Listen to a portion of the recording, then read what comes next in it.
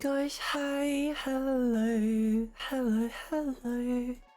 Hi everyone. Sky, hi Mosk, hi Gail, hi June. Good morning. Good morning, good morning. How is everyone? Well, going to be lurking for a while. Might pop in now and then. Good luck today. Thank you. Thank you. Aloha. Mocha, hi, welcome. So I think I may have fixed the crashing issue, or at least it hasn't crashed. I managed to get past both of the boss fights. If you weren't here yesterday and you didn't see what ended up happening, my Secret of Mana ROM ended up crashing on me 5 or 6 times, and then it like froze 5 or 6 times and then like crashed and reset once. It was ridiculous. So I was so close to beating the game, and then I had to stop playing it because yeah. I think I fixed it. I managed to get past the 2 bosses that were causing the problems, but yeah.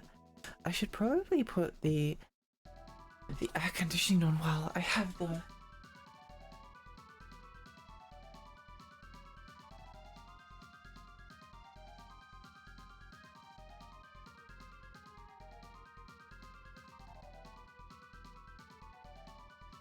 So, yeah, that's what's been going on. I need to think about. The problem is that I don't know how. Like, I thought I was close to beating the game last night, and I'm pretty sure I could have done it. But yeah, you know, things happened, and that sucks. That sucks. The only problem is that I'm not sure how much of the game I have left to do today. Like, if it's an hour, then that's not a long enough stream. And I don't really know. I have a couple of ideas of what we could do afterwards, or I guess if worst case scenario can just end. It can just end and it can just be a short stream, because I guess it's like yesterday part 2, really. I just find it hard to start like a brand new game after finishing a really long game, you know? I need like I need some space because I have ideas of what I want to do afterwards. Brain, thank you so much for the follow. Thank you. Hi. I'm getting sucked back into The Sims. Ooh, let's go. Hope you all been well. I've had a very sleepy kind of day. I did some art and did some resting. But yeah, we're back here. Oh no, I did get past the 2 bosses that were causing me havoc off stream. I just downloaded a new ROM because I changed the I didn't try a new emulator. I do have a new emulator now, but I did a bunch of other things, and I was like, it's probably the ROM. Like, usually whenever something goes wrong, it's something to do with the ROM that you're playing. So yeah, I guess we'll see. Ooh, yeah.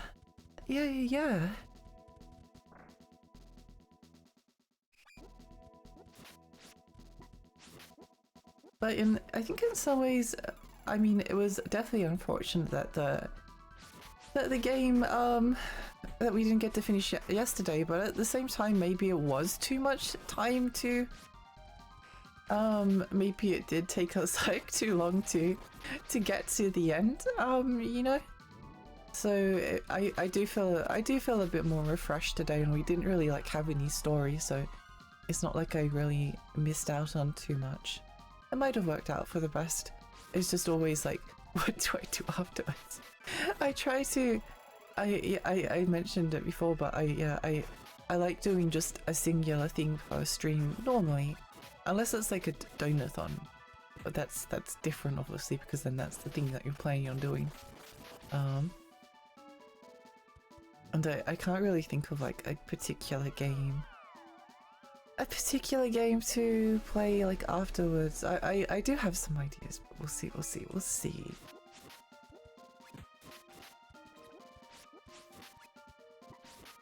Let's kill this tomato guy because he's a pain in the butt. Nice. Game crashing at a bad time is the worst. It really is. It's really unfortunate. But yeah, how's everyone's day been? Hope everyone had a nice time. He has black lagoon creature ears. The queen succubus. Yeah, she's cute.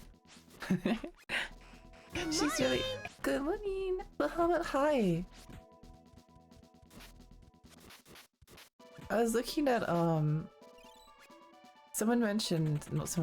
was looking up A Legend of Mana, and Yoko Shimomura did the soundtrack for it. I was like, ooh, kind of want to give that a listen, and the soundtrack's really good. Obviously the soundtrack's really good for Seiken Densetsu 3 as well, and Secret of Mana. But I think there's something like particularly special about it. It's very enjoyable. Had a good time, spent time with the folks, and got to eat good food. Oh yeah, it was Thanksgiving. How was Thanksgiving for everyone? I hope everyone had a nice time. Oh.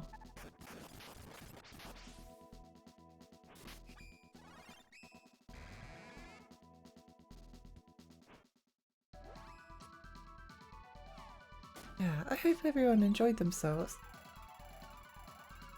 What did I do? I had a nap, obviously. Of course. It's important. I actually had a nap right before stream. I was having a fun dream. Shame it's over now. I'm not sure why we're going this way because there's a staircase before, but I was like, well, we should probably go and see what's all the way over here. Who knows what could be? Who knows what could be here? Did you eat anything special for Turkey Day? Well, Turkey Day isn't really a thing in Australia, so I guess technically we did go out for dinner yesterday, but it wasn't for Thanksgiving. I just kind of forgot that it was the same day.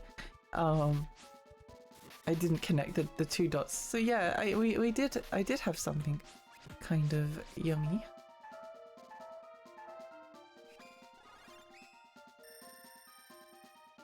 Hi Convo, hello. I hope you're having a nice day. Sin, thank you so much for the follow, thank you. Part of me does want to go play more Secret of Mana. I've really enjoyed this game.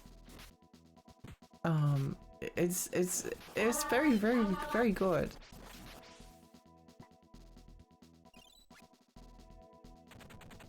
Apparently Norfolk Island celebrates in their technical Australia. Oh really? Interesting. I never knew this.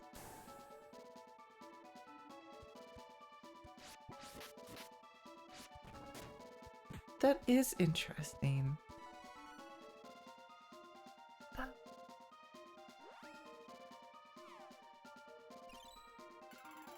Holy crap, I just hit 100k channel points. Congratulations. I was thinking because I was watching Karin and she has a redeem where it's like play any game for 40 minutes. That sounds annoying. But I guess it could be a fun it could be a fun. I think I might enjoy that more than I think part of the problem is that I don't like being made to do anything. I don't like being made to do anything unless it's like something that I want to do.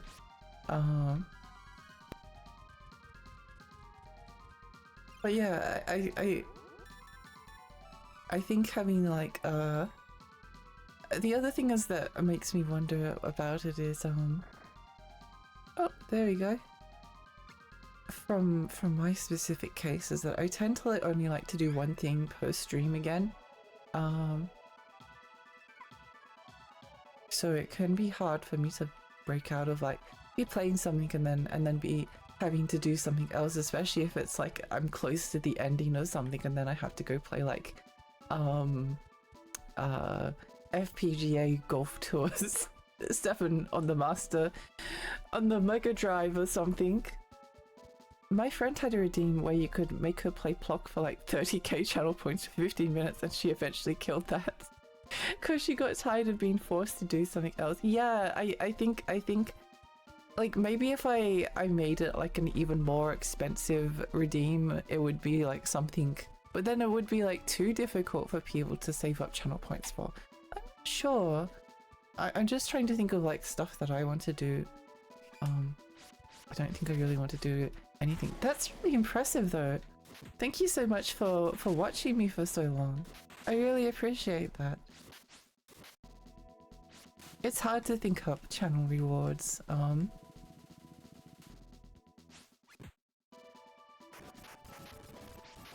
I still need to try and do that emote with the gun. A bunch of bad things though kind of happened to me like following the donathon, so it's been difficult to actually like get stuff done. I just hoard channel points forever. I guess like having I really liked with Ashi's stream, they had a channel point where you could like, for 1,000,000 channel points you could be like, you got like an extra special role on Discord, like there was the sub role, and then there's like the, and like of course like 1,000,000 channel points is like massive, like that's really difficult to get to. So, but I was still saving up for it. I didn't even want it. I just wanted the meme of having saved up for it.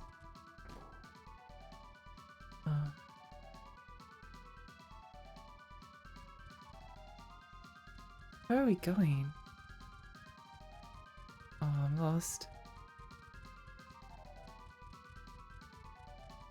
Okay, so this is where the where do I go then? What? So that was where the boss fight was. 1,000,000 channel points needed for some big gamble windfalls, I think. Yeah. Does anyone have any other suggestions for channel point redeem? I think the idea of having like a game redeem, and then getting like an opportunity to play something that's like a little bit different for a bit would be fun. Especially if it was like a game that you thought was really special and awesome, and you were like, I really want Lexi and other people to be able to see this game. So that's my kind of like dream for that redeem if I ever did it. But otherwise, yeah, it's difficult. I think there was like a second staircase that we were like, I wonder what that does.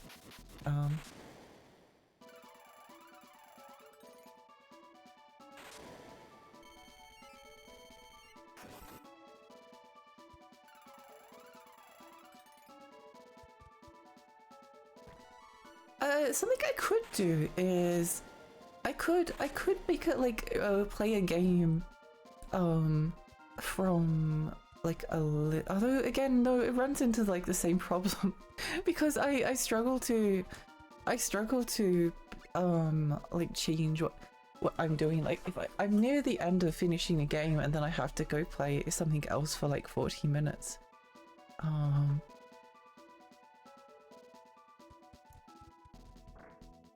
But I guess I could always say that like if I'm close to like finishing something off, then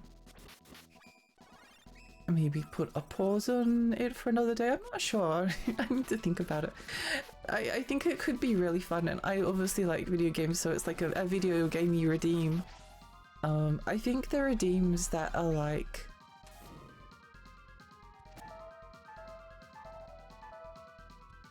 I had like one that was like make a wish on the monkey's paw.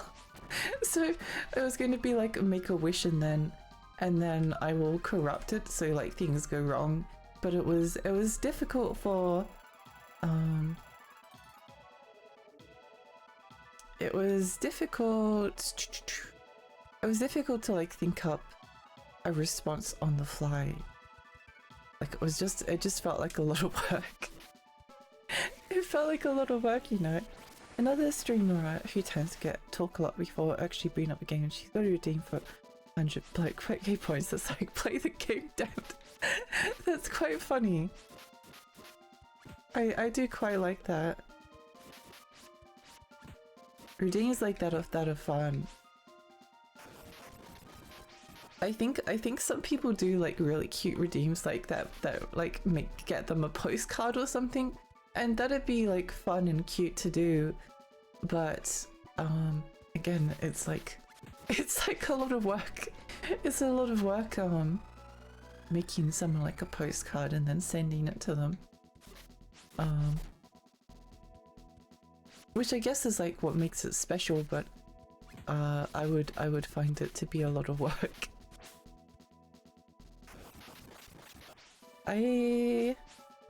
I like the idea of queuing up a game for after the current game is finished. That could be interesting.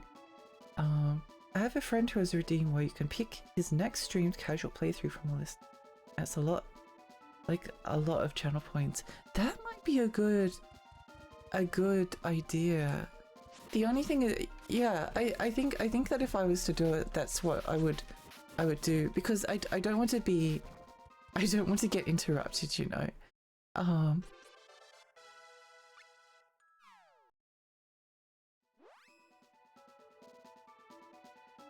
I do like that idea.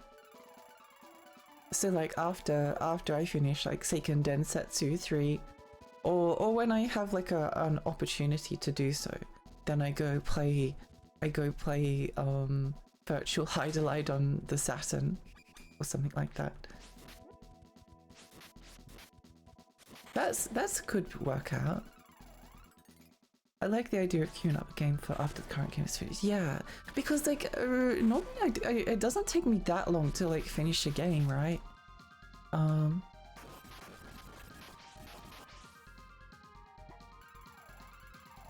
Normally it doesn't take me that long. Even Seiken Densetsu 3, which is a long game. How many? I can't remember exactly how many parts, but I finished it in like I'll probably have finished in like eight streams. I did like 6 Sonic Unleashed streams in comparison. And Sonic, stop healing, you idiots! I'm going to kill him. Ba-da-ba-ba-ba.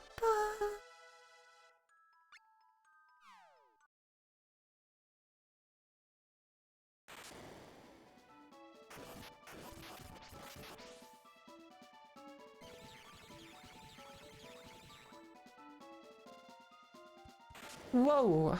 Oh, okay.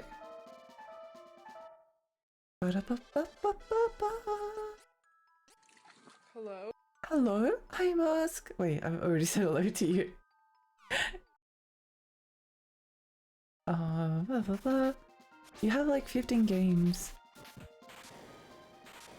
You want to play and someone can move it up the list for 100k. Oh, ooh, that is quite a good idea. I do like that. I'd like that a lot. If you have to compare it to Nine Souls, if you want to know if it's too long.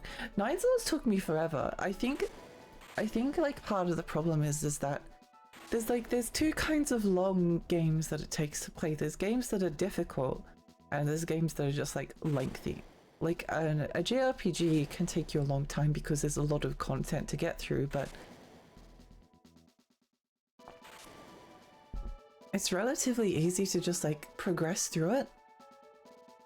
Whereas games like Nine Souls can be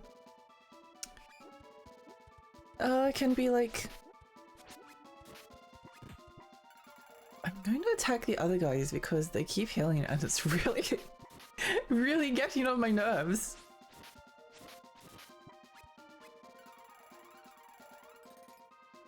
That's my favorite redeem of yours. I think the voice redeems are the big things. Like, I don't think I've had like a really tempting, expensive redeem on my channel. But the voice redeems everyone really enjoys.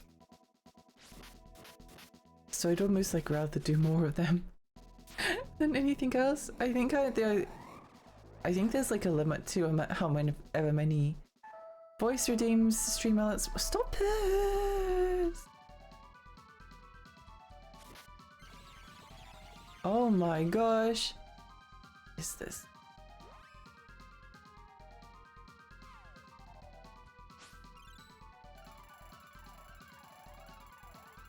Sounds like you answered the phone. It's a frequent viewer's pitch suggestions without throwing off the streamer's group. Yeah. Well, I'm always after suggestions. I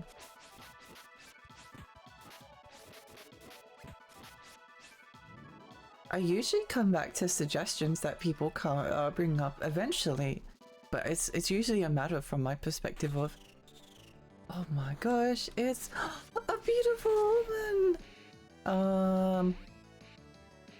Wait, let me. Let's see if Thunder does something. Because it may actually be... Okay.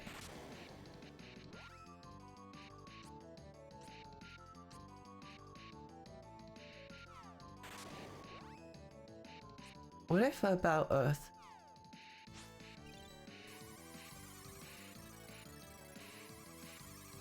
But yeah, I kind of discovered that I can actually potentially play RPGs on stream just because it doesn't take a great deal of energy. Oh, okay, there we go. It was that one.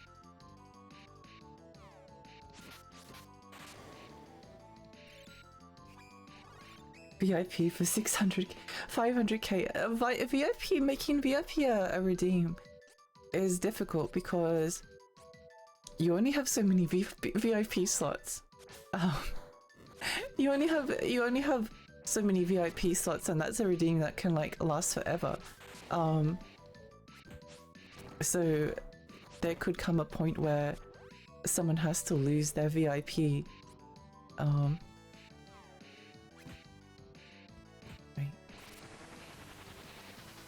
Right.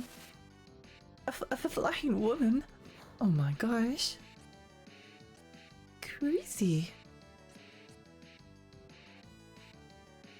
I've got more spells and better equipment now, checkers. Yeah! Time for revenge. Nice.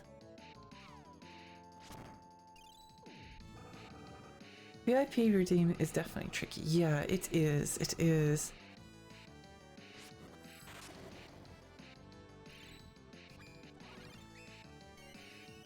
I think the RPG gameplay works with the amount of interaction you like to have with chat. Yes, I agree. I think it's very comfy. Whereas like I loved like Nine Souls was one of my favorite. Nine Souls was probably my favorite game that I played this year. Like my favorite new game. I loved it. I thought it was amazing.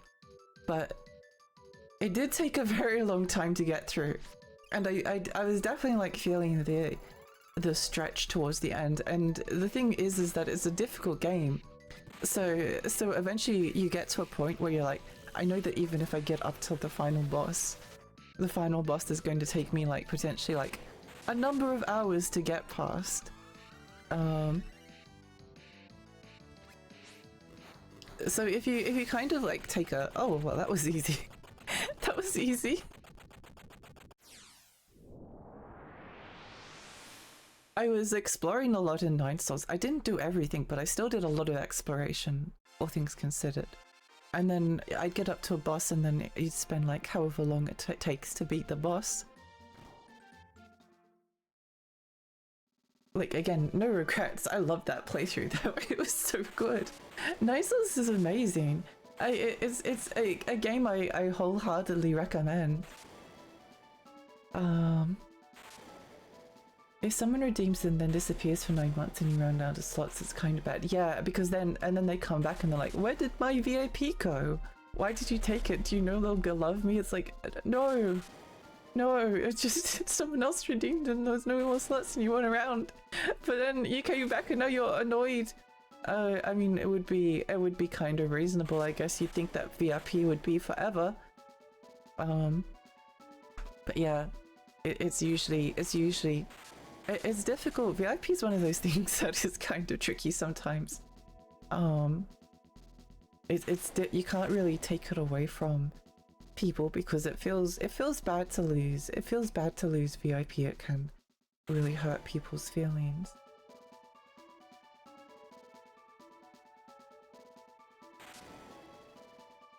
I know a lot of streams only have VIP for a month redeem, but that sounds like a lot of work. That does sound like a lot of work. That sounds like a lot of work to keep track of.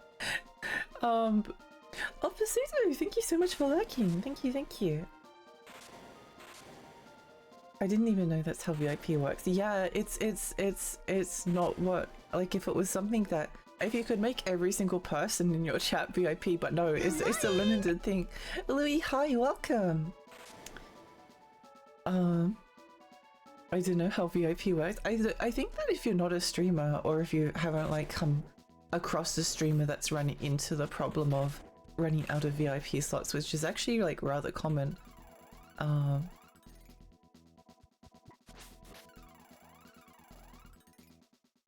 One of my favorite VIP redeems I saw was I roll a d20, if you get 20 you get VIP, if you get a one day ban.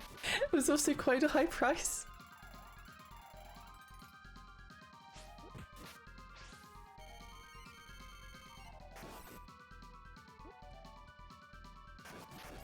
That would be quite funny.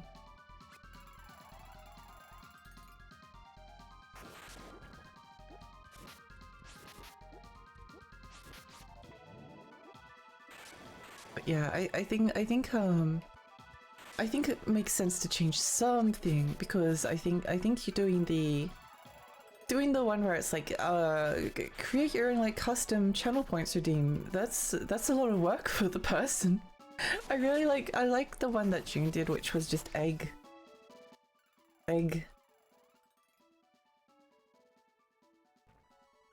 That's kind of a fun one.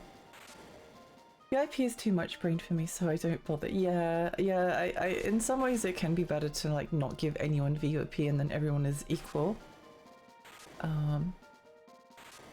This is just the most cozy stream after having a deal with two families and so much guilt tripping. I'm so happy I can end my day. Aww, I'm sorry you had a hard day, but I'm glad that you can come and hang out. That's really nice.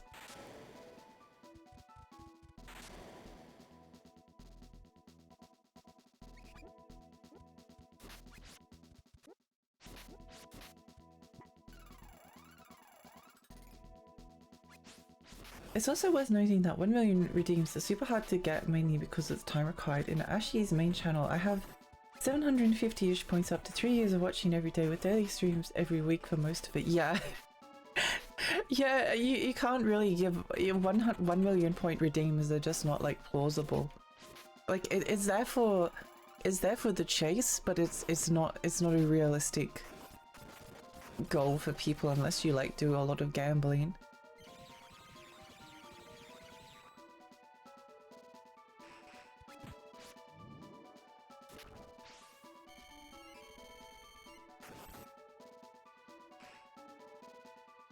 Oh yeah, speaking of gambling, wait, hang on, let's do a prediction.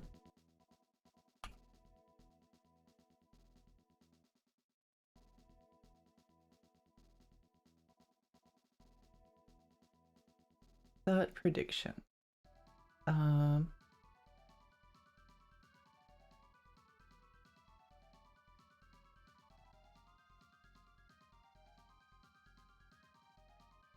Well, the game crash before Alexi finishes.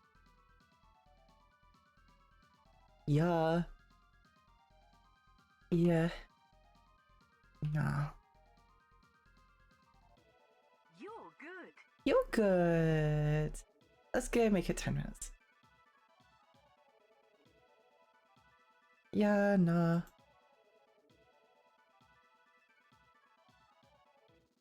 Okay, there we go. Start prediction.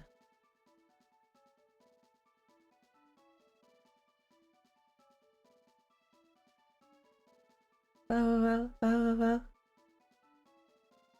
There's literally a channel that I have 9.975 million points in. What the heck? That's amazing. That's really impressive. I must admit, I do think that just like seeing the number go big is really funny. I hope that if I ever get like a Alexi 2.0 model, which I am kind of planning, I hope that I can add some more things to my model, and then we can make them like cute redeems, because there's not much more that my model can do. I'd also part of me is also like add a PNG to the VTuber, but then it's like, what if it's ugly? What if it's ugly? What if it doesn't match like the vibe? I need to look beautiful all of the time, so that wouldn't work either. Also, the appeal is kind of the appeal is, yeah, anyway. I understand not putting a price on VIP because I was given VIP status on one of my favorite streamers that I watched since this account was created, and I'd be gutted if I lost it because of a VIP roulette redeem. Yeah, I think it's like psychologically really devastating. Yeah. I haven't really given out VIP much. Like, I gave out like a bunch of VIP roles at like the start of my streaming, and then haven't done like much more since then. Game, why you crash? At least you can profit off of my suffering. Once you reach 1 million, I think you only see increments of 100k unless you hover the icon.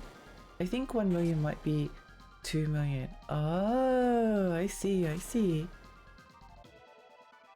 Model. I hope so. There's things I have planned. Ah, Isabella! I won't let you get away. You killed my father. Oh my, you've come pretty far, princess. You managed to defeat all the Benevodons. Seems you really were worthy enough to obtain the Sword of Mana. Imagine my surprise! But your luck ends now. I will protect his dark majesty if it means my life. I would give him anything. Fight me if you dare. Oh, she turned into a fairy. What? When did this happen? Wait. That's kind of awesome. I support this.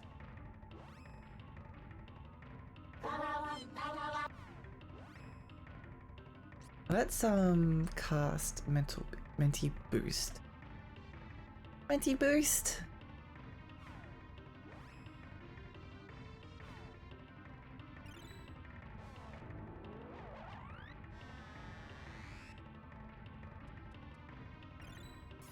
I can't tell if that was a lot of damage or if it wasn't.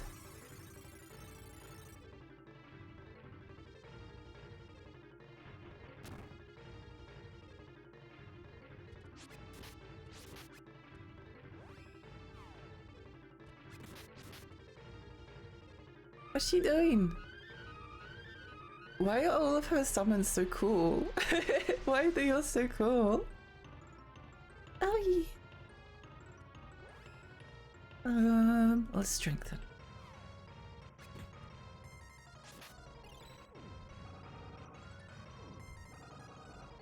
Not gonna lie, there's a lot of fairy elements in this game, including There is. That's why this game is so awesome. I don't remember what Needle Shower does, but we're going to do it anyway.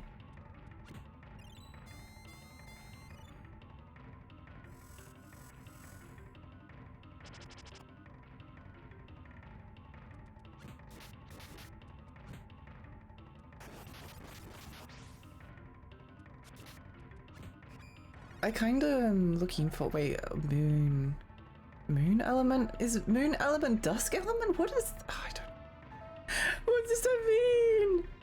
What does it mean? Look, heal.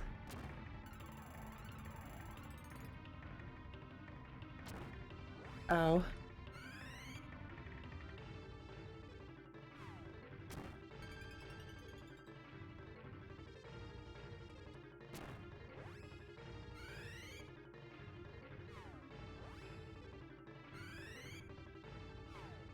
Oh wait, she's dead. Whoopsie.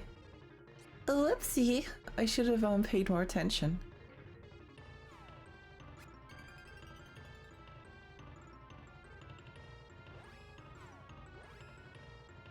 And time to reapply our protection.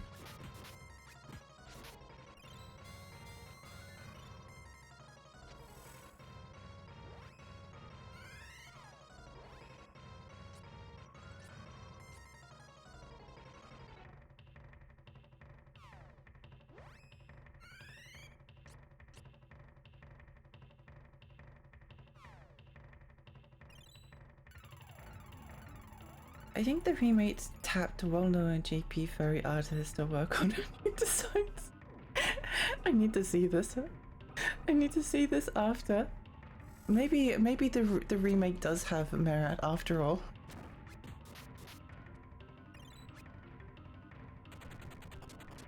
I was just wondering why there's a giant flaming dragon head on the side. It's metal as fuck. It is very cool.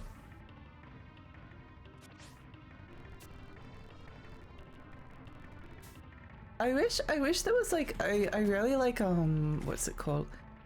I really enjoy Brutal Legend, the game starring Jack Black and Ozzy Osbourne and being about like a metal music. It was a really good game. I do really like Double Fine and I like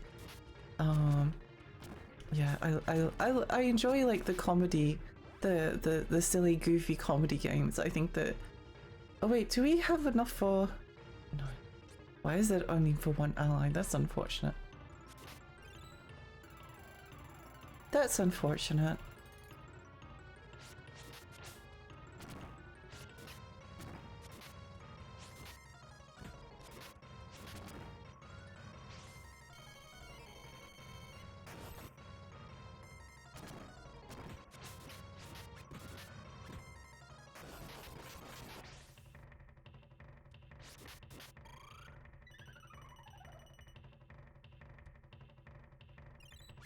If I was a moon element, what would I be weak to?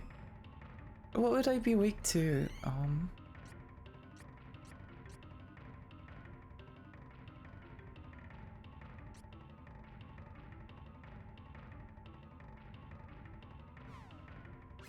my gosh, she became a cat! This is so cute. I love this game. Okay, she heals to that, so then that means it's probably Earth, isn't it?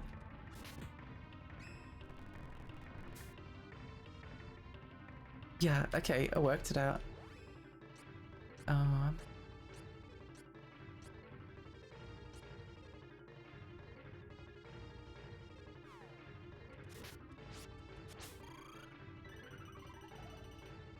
What's she doing? Wait, that's the wrong one! No, Charlotte, no! Charlotte, no!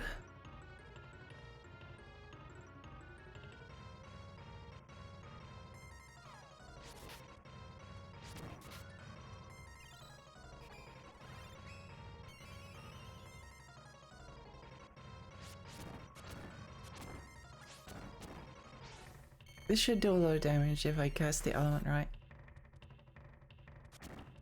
Seems to, yeah. Yeah.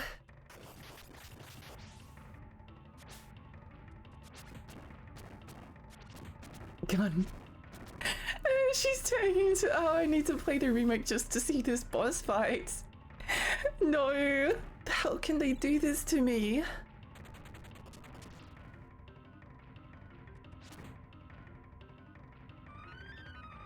I like that she has a phase where she just turns into a cat. It's really cute.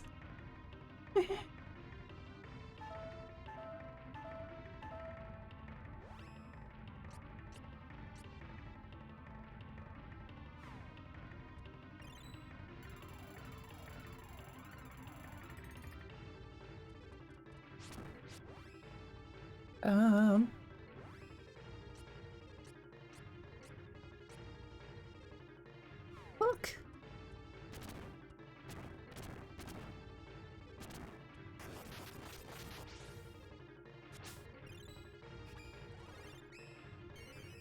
Look, looks like the artist's name is Ryota Murayama or something. Ooh. It's so funny to me that the first contact I ever had with this game was an event on the most predatory gacha games history. And the characters were the best characters in the game for exactly 1 week and then got power crept and forgotten. That's so funny. Yeah, the mana games have had like a rough time when it's come to... When it has come to... PC! PC! Welcome, welcome. Thank you so much for the 2 months. Thank you. Yeah, the Mana series has had a rough time since Good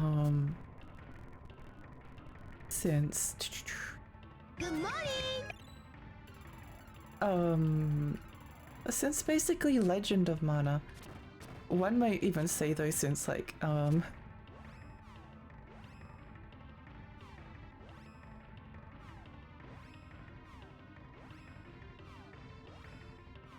why can't I...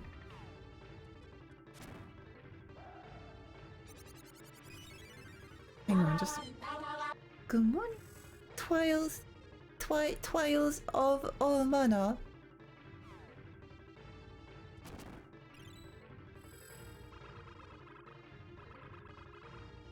Hey Sana, hello, how good Twile of mana, it's really good. The Mana series got pretty experimental after Legends on PS1. Yeah, well even Legends was really experimental. But yeah. What is that pose?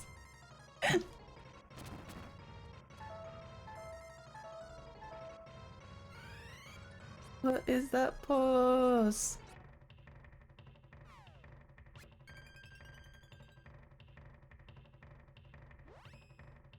Oh yeah, by the way, my new microphone did not arrive today. Unfortunately.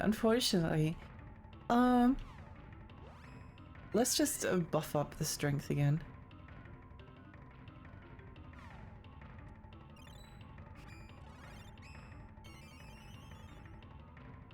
Oh, Shiplex, hi! The PS2 game was meant to be Seiken Densetsu 4 and yeah, I kind of want to... I will give it a chance. I mean, I'm good at giving controversial games a chance. There's usually something that they have to offer. Like a lot of the time the fan base reaction can be like, oh, it's bad because it's different. Like people are coming around to... Oh yeah, we won! People are coming around to... Oh, she's just dead. Master, Dark Majesty. Who do you mean by Dark Majesty? This was once Light Castle, but a prophecy said that the prince would destroy the kingdom when an heir was born. They locked him away in the dungeon. Feared by all and loved by none, the boy grew up in the dark of the dungeon. He knew nothing but evil and despair. The ruler of Mavolia saw this corrupted boy, named him his successor. Granted Mavolian powers, the boy became the Dark Majesty and destroyed his own country as foretold. Light Castle was turned into Dark Castle, a fitting place for the creatures of Mavolia to live. His Dark Majesty's heart has been shuttered closed for eternity. All I wanted was to open his heart just a little. Oh. Oh. We have to go. The tower's going to collapse. I should have taken the moment to just chat with chat for a moment. Not gonna lie, I didn't like Secret of Mana, but I like this a lot. Well, that's good. Hi, Sen. Welcome. Close to eternity is a blatant exaggeration. She couldn't fix him. No. And that's why I killed all those people. I gave Secret of Mana a go a couple of days ago, and I actually enjoyed it a lot. I think it was because it felt a lot like Zelda, except the combat was more like it felt more like you were murdering things. That was too close. Father, may you rest in peace now. Let us hurry.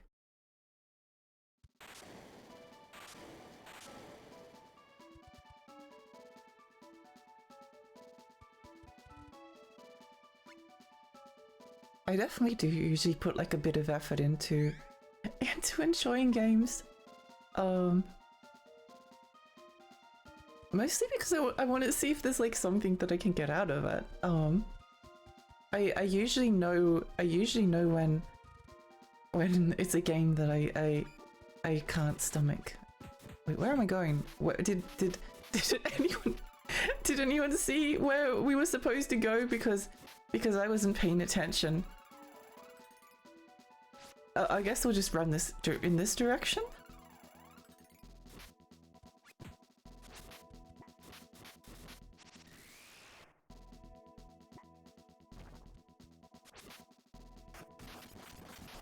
I could actually probably cast like the summon spell at the start of these fights because those dark tomato things are so annoying.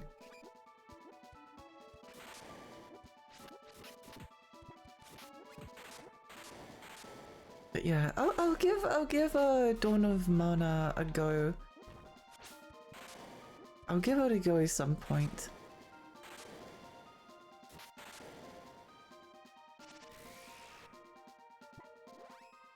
Oh yeah, I should use this on those. It's so annoying. I get silenced, loser.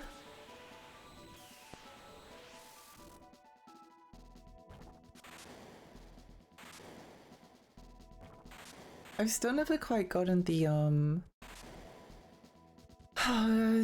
like taking I've never quite gotten over my oh wait, I need to, yeah, okay, sorry. I've never gotten over the Majora's Mask is my favorite Zelda game. I don't like Ocarina of Time because everyone else likes it. But I must admit, I think Ocarina of Time is like too vanilla ice cream for me.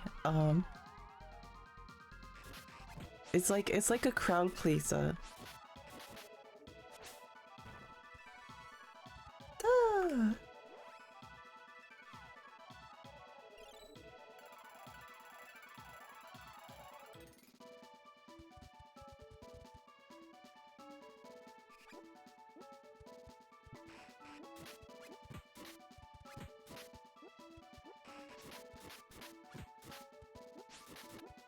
But I'm hoping about the like the elements. There's things that I really like. I guess it was partially that people have been like really annoying about Ocarina of Time for such a long time. Like it's the oh, I play it every single Christmas time, which is great. I love that for people. I love that people people get so much out of it. That's actually kind of impressive that we managed to get the trap. Not played any Nintendo 64 Zelda, but from what I hear, Majora's Mask sounds really interesting. I think try the... Oh wait, the FPS held you back. There are decompilations of both Ocarina of Time and Majora's Mask that are very good. And basically what it does is you download a program and then you drop your Ocarina of Time ROM into this program and it will decompile the game. Or is it recompile? I think it's decompile. I know that there's they do both. There's both now. Anyway, it basically it will decompile it, and then you can play a native PC port of Ocarina of Time or Majora's Mask. It's actually so cool. You can play Ocarina of Time in widescreen at 4K with 144 FPS. And then like add a bunch of like texture mods if you want to. I think adding the texture mods probably ruins it, to be honest, but yeah.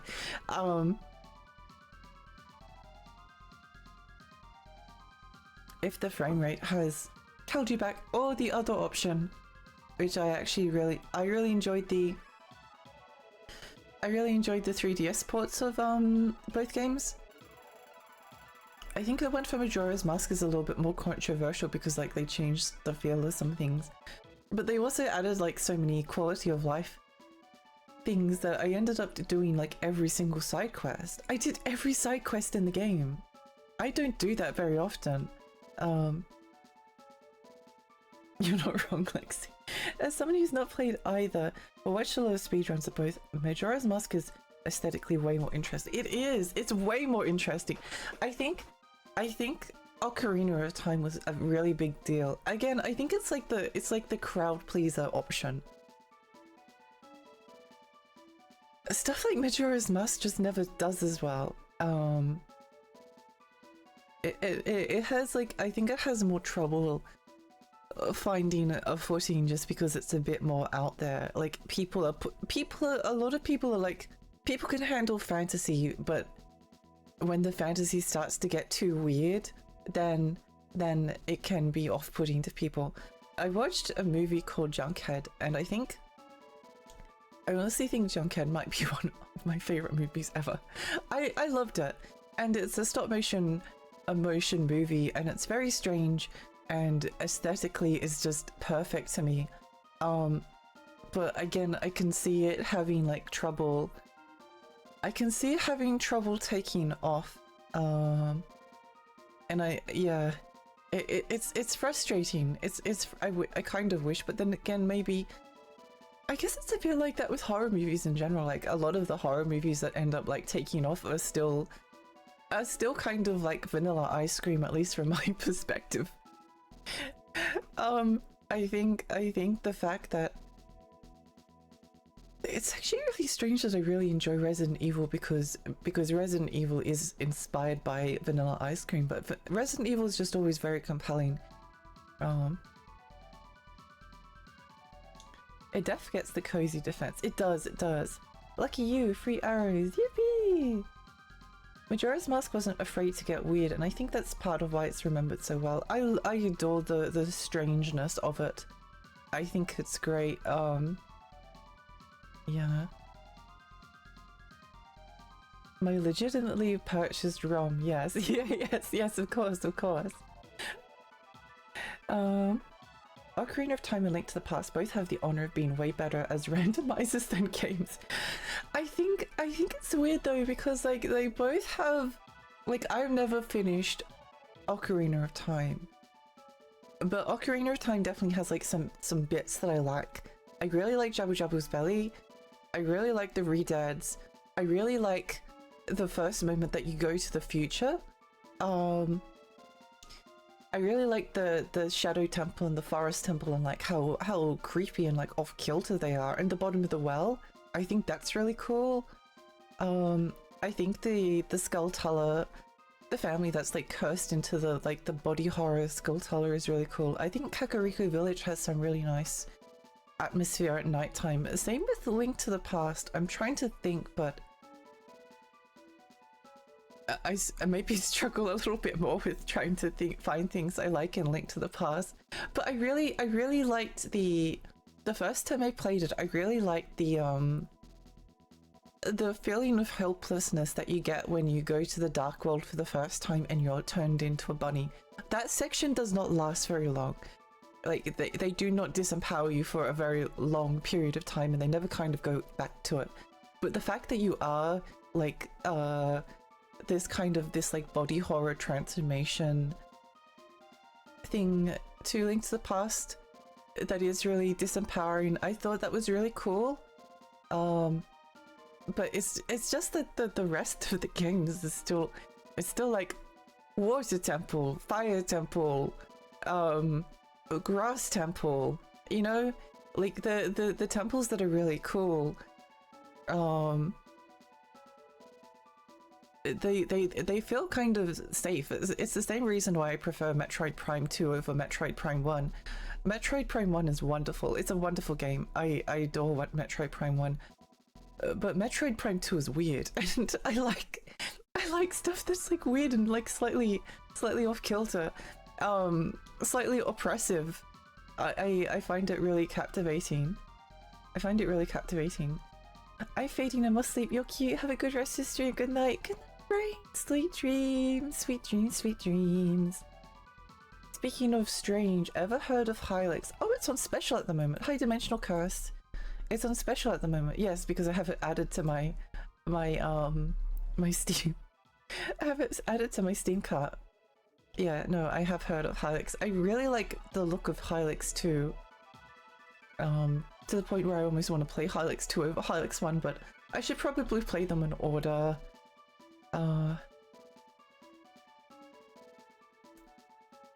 I think you're probably right, but I still have a soft spot for them. I think they're very good games. I'm not insulting them as like anyone's favorite game. I think it's more that they're like the crowd pleaser choice. I kind of have a soft spot. I thought that Link Between Worlds on 3DS. Initially, I was so put off of it because like I don't love Link to the Past. I didn't like it as a kid, and I kind of haven't like changed my mind that much. But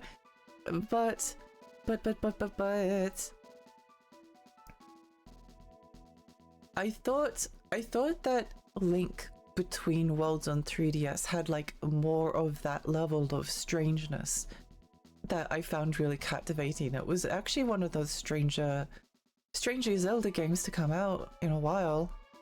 Like maybe since like Twilight Princess? I'm trying to think. Skyward Sword I really enjoy, especially the survival horror sections. I really enjoy Skyward Sword, but it is very like Earth World, Forest World, Fire World, Desert World. Which is unfortunate because that's like what I detest. Link Between Worlds I really enjoyed, and then what was it? Breath of the Wild, and then Tears of the Kingdom. Tears of the Kingdom was more interesting to my brain. A lot more interesting. We went over this yesterday.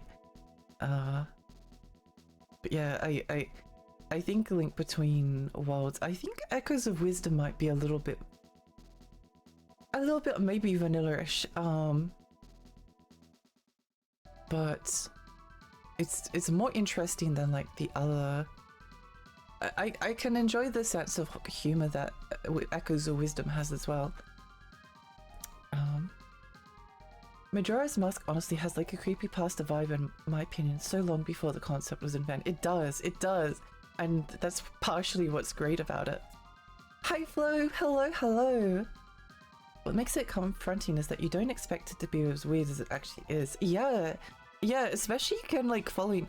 I mean, Ocarina of Time had some scary moments. Ocarina of Time is not scary. The Re-Deads were terrifying. I remember once I wandered into a cave, and I don't even know whether this cave is or whether it still exists, or whether it was part of like, but I was playing a friend's house and I was really young and they had an N64 and I never had one, and I wandered into this cave, and inside the cave there was a Redead, and it was terrifying. But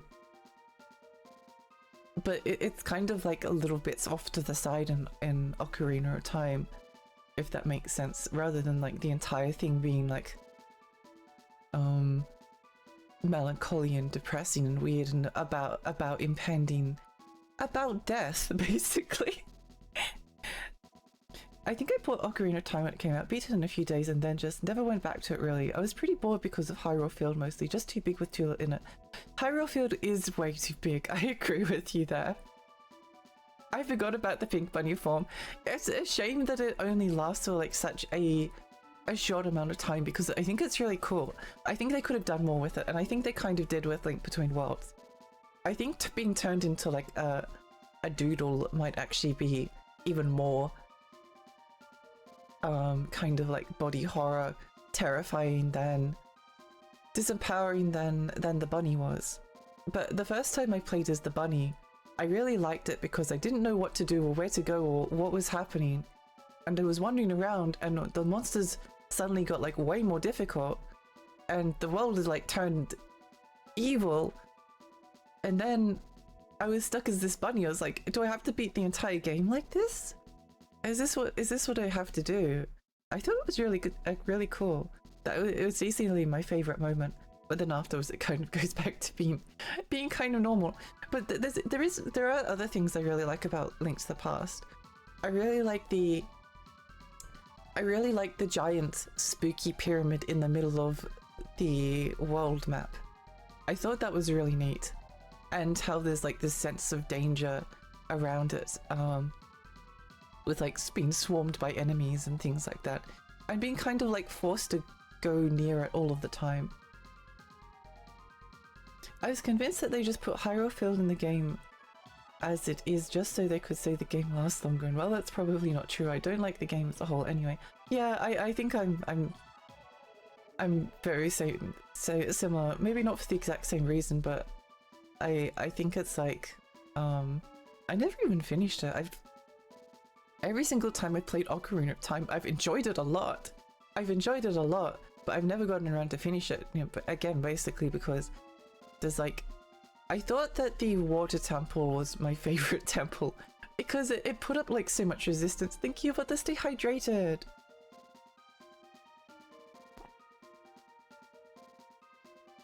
Get to be a little guy for a minute. Yeah, it was cool. It was really cool. I was disappointed you weren't bunny with a sword. I feel like that's what they should have done. I like the idea of like disempowering the player, but unfortunately a lot of people do not like that, so that's unfortunate. I like Link Between Worlds a lot. Yeah. Didn't like the item rental shit though. I didn't either, I must admit. Because it was like what you ended up doing was you ended up like renting all of the items because getting rupees wasn't that difficult. And then it was like more frustrating as well, because rather than it being like, oh yeah, there's this thing in this world that I don't have the item for yet. But it's like, oh no, I absolutely could go and get it, but I can't because I don't have enough money for the items I need. I don't know, it was my liking of that game doesn't really have anything to do with the item shop. I don't really care about it being linear or non-linear. It doesn't really do anything for me. It's the same thing with Dark Souls and like there being an interconnected world. The interconnected world from 1 is cool, but I don't care at the same time. I don't really care. So I didn't mind when Dark Souls 2 came along and was like weird and warped and distorted, because it did more with like a theme that I thought was interesting, which was like memory loss and aging and loss of identity. I thought that was cool. I really enjoyed Dark Souls 2. Link Between Worlds was really interesting. It took a minute to get used to how none of the dungeons would require items from any other dungeon because you could tackle them in any order. It was neat. I like how Link to the Past, a weirdo in a cloak who was like, I'm in charge, and the soldier's like, yep, he's in charge now, I guess. Video games, hi Belle, welcome, welcome. What were we talking about? We were talking about, I can't remember what came up before, but it was talking about Zelda games and why Majora's Mask is the coolest. I do remember getting mad when people would say my favorite character is Link in Ocarina of Time or Chrono Trigger. Or someone other silent protagonist with no actual personality, just an avatar of yourself. Yeah, it is kind of funny. I don't hate silent protagonists, but I think my favorite silent protagonist might be 8 from Dragon Quest 8, and my least favorite might be 11 from Dragon Quest 11. It's funny that they almost had like the opposite the problem. 8 doesn't actually have like a lot of personality. 11 kind of has a lot of importance to the story. So then there's this when he's just like dead fish staring at the camera. It's kind of endearing. It's kind of endearing. My thing was I just saved the rupees to buy the items outright instead of rent, because I didn't like the idea of dying and getting my stuff repossessed. I could see that being very disheartening to people. Look at the larger the cowl or cloak you got, the more authority you have. I think capes are just cool. I don't hate it. It can work if I don't notice they're silent. Yeah, like Harry Mason from Silent Hill 4.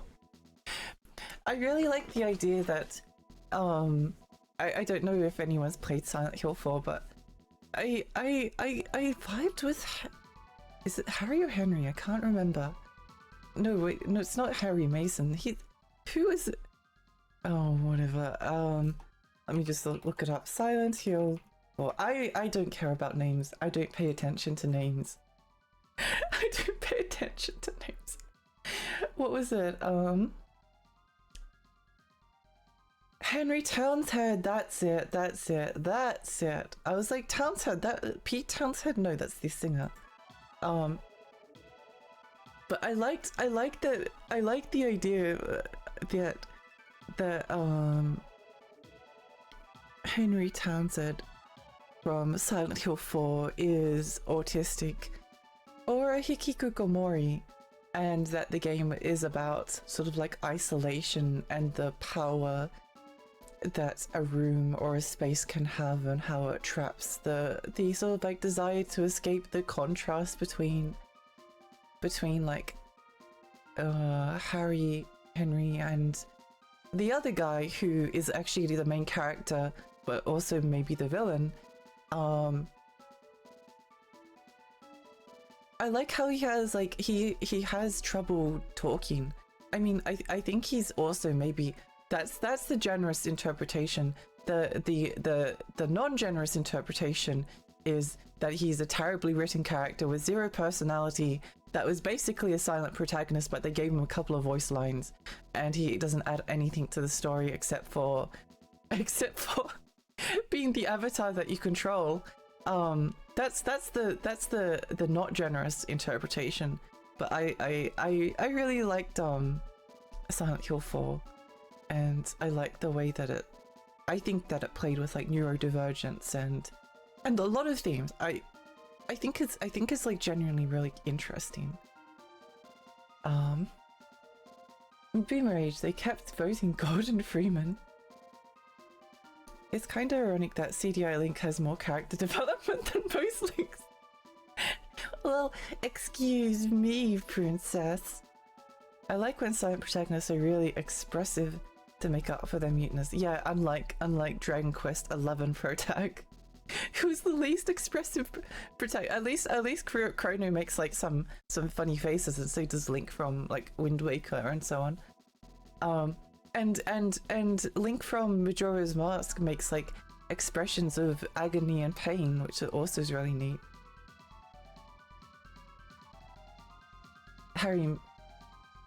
Yeah.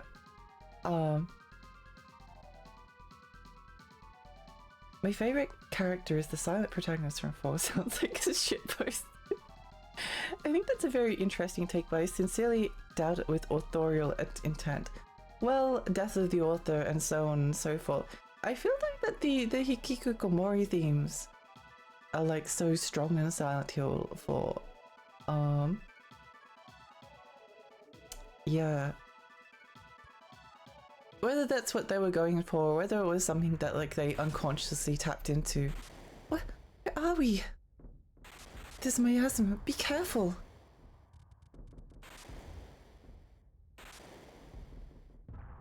Elliot! Welcome. If you are here, I assume Belladonna is no more. Oh yeah, I like Silent Hill 3, Heather. She's my favorite Silent Hill protagonist. And then I like Silent Hill 4 the most. Yeah.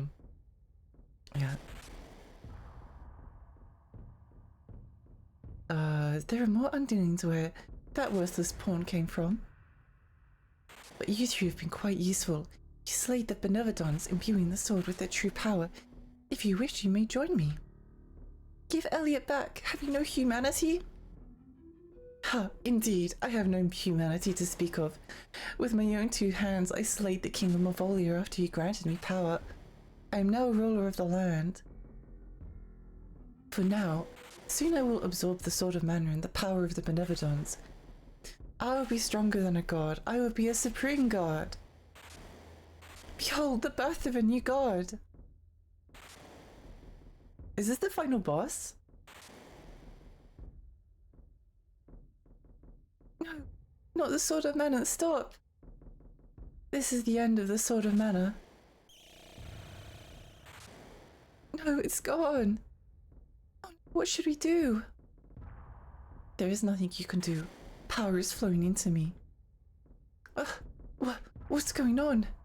This light is holding you back. It must be coming from the goddess of mana in the sanctuary. She's still alive? This world does not need 2 all-powerful gods. I'll destroy the mana goddess in a battle to end all battles. I must leave. Oh no, he took Elliot. He's gone. What can we do without the sword of mana? We cannot hope to win against such a strong enemy. Don't be ridiculous. If you give up now, the world as you know it will be destroyed. Believe in yourself. You were chosen by the mana sword. You pulled that sword out with the strength of your heart, not the sword's power. You managed to defeat the Benevodons. If you work together, you can triumph over anything. Come on, let's go save the goddess. Barry, you're right. Fairies are always right. This is true. I must save Elliot. We have to do everything we can. I'm sure we can do this. Let us go now.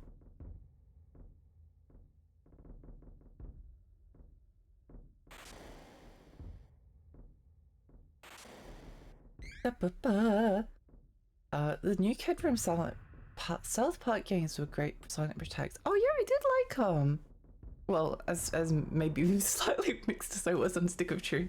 I did enjoy it. I actually think the Stick of Truth was pretty good. I quite liked it. I liked that it was a Western RPG in structure with Mario and Luigi / Paper Mario style combat, and then like Western RPG style side quest. It was fun. How did Elliot get buff? I don't know. Fronin gets surprised. He pumps his fist. He goofs off. He's not the deepest character, but he worked well for the time. Yeah, I think he's got some charm. My favorite still first one, mainly because best dad in video games. I really loved. I mean, I think my order would be Silent Hill 4, Silent Hill 3, Silent Hill 1, Silent Hill 2, Silent Hill Shadow Memories, and those are the only ones I've played. I still liked all of them, but I think there's like a bit of a I don't know if this is just me being a contrarian. I don't know if I'm just being a contrarian, but yeah. Silent Hill 2 is very good, but it is my least favorite of like the original 4 games.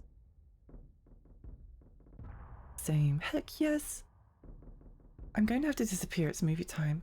Oh, good luck, good. I hope you have a lovely time with your movies. Thank you so much for stopping by. Okay, I didn't like 4. I can completely understand people not liking 4. I think 4 is a difficult game to play. I think 4 is really difficult for people to get into. It's hard to actually recommend it because like I adore Silent Hill 4, but it's a hard game to like I enjoyed how it played. I mean I can't really complain, say that I have like any complaints about it, but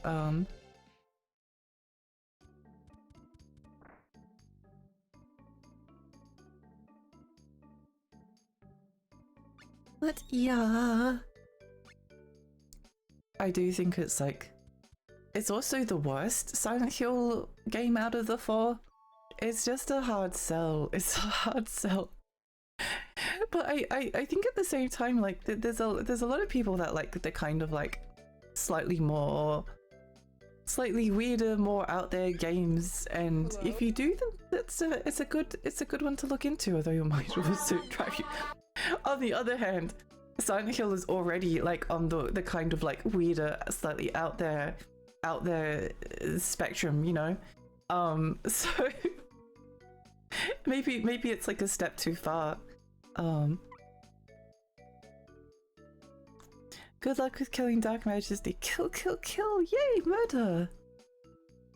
I think I like 1 more than 2, but it's pure vibes, and objectively I think 2 is better than 1.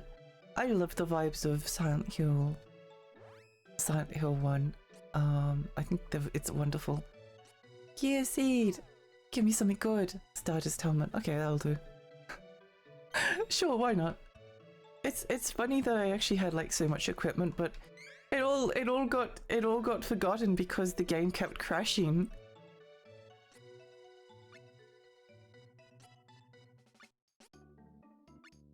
The game kept crashing. It was so sad. It was really sad. Gameplay's 4 and it's really nutty and weird, like escalator of dodging unblockable. It's more like a health check. I kind of love everything about it, but yeah, it definitely. There's nothing about 4 that I dislike, but I can also be like, yeah, I don't know if I recommend a lot of people even give it a go. I think it's a game that's better if someone else plays it for you. Preferably me. So much game left after killing God. There is. Hi, Dawn. We haven't killed God yet, though.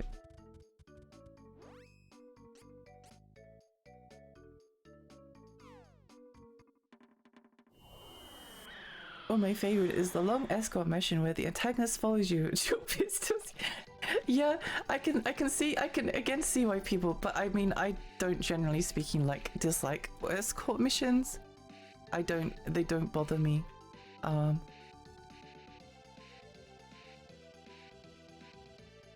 can't say that I've ever really cared or found them annoying. I can't think of an escort mission that has like really irritated me.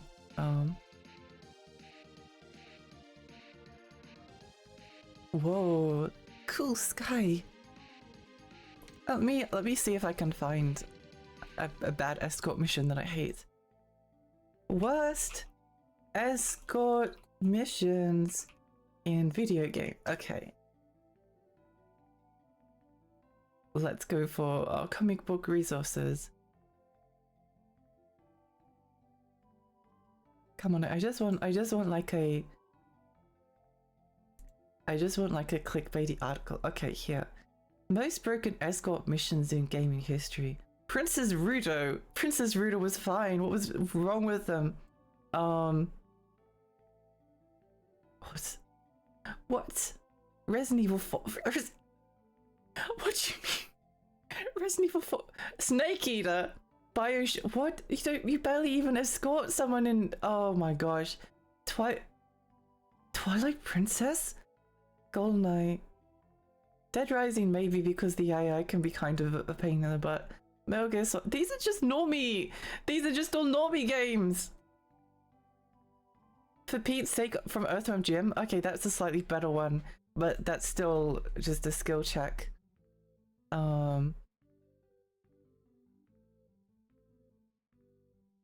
Sheva.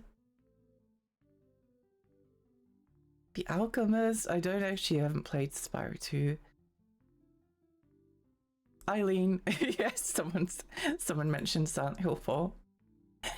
Someone mentioned Silent Hill 4. Again, though, I wasn't bothered by it like even a little bit. Every survivor mission in Dead's Rising. Amy from Amy. That one's actually fair enough. That one is fair enough. Emma Emmerich from Metal Gear Solid 2. I have never finished Silent Hill 2, so not Silent Hill 2, Metal Gear Solid 2, so I can't comment on that one. I have one, Dead Rising 1. I think Dead Rising 1 is like slightly more, but again, I can't say that I've ever been frustrated with them. I understand loving other games others don't. A Harvest, Stellar, and Crymakia are amazing games gameplay-wise. Not really. Do they have some fucking themes you could write several essays on? Yes. Oh, that makes me so excited to actually play both of them. They're both on my list. I haven't gotten around to them. I want a physical copy of Crymakia and Harvest Stellar, but I think Crymakia is more difficult to find. But yeah, I think liking games that other people don't is cool. I think it's cool. Until like the zeitgeist changes and then suddenly they become popular. Emma is a bit annoying, yes. If you walk slightly too fast, she sits down like a little child. That doesn't sound too bad to me, but maybe I'm just a really patient lady. I don't know. I dropped Harvest Stellar at some point. I don't think it was a bad game, but it didn't compel me to finish. It's always very okay to drop games. I will often drop I'll often drop a game. Wait.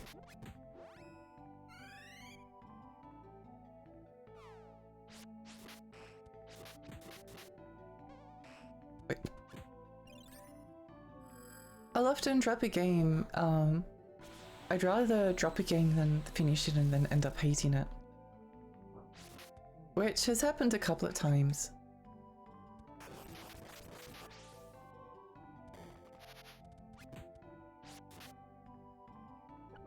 It has definitely happened a couple of times.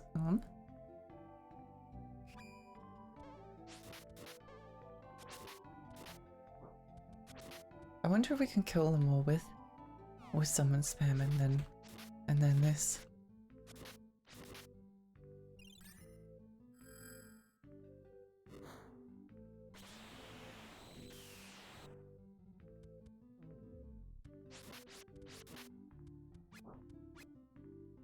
They shot her with Nummy Agent in her legs to stop her from escaping whenever she likes. She can't even swim on her own, but she can't.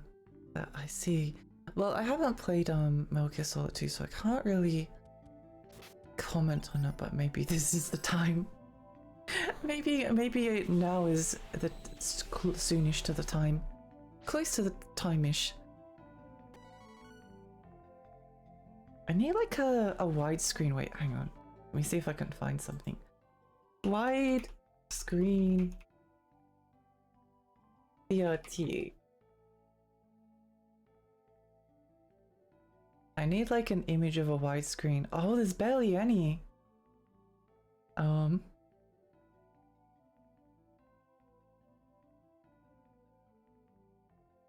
just need, if anyone has like wants to help me out a little bit, could anyone help me find an image of a CRT that's like front on, that I can like cut the screen out and then use for my stream? That would actually really help me out a lot, because I want to keep. I'd like to. I do quite enjoy widescreen. I don't know, but I'd like to keep using the CRT if possible, because I think it's fun to stick stickers on and things like that.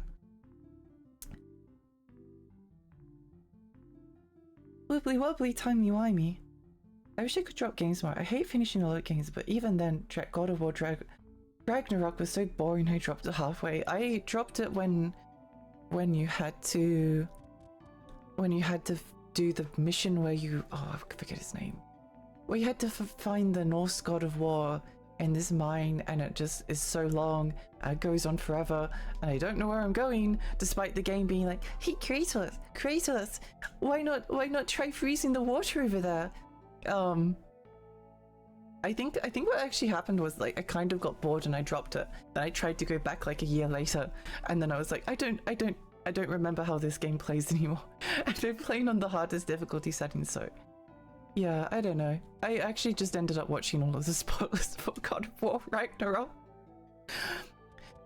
I think actually, like, knowing the plot for it maybe makes me more motivated to one day go back to it, but I always have like slightly mixed feelings on God of War. I think it definitely like does some things that I really like. I like how it plays with mythology.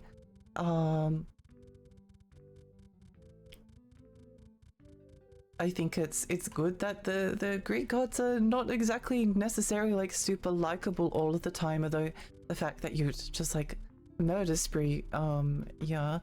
I think Kratos is almost like too evil to be redeemed in a fourth game. Like the bit in God of War 3 where Kratos gets that woman to hold the door open and then it like crushes her. That's incredibly messed up, even if you like make some excuses to why he was like it. But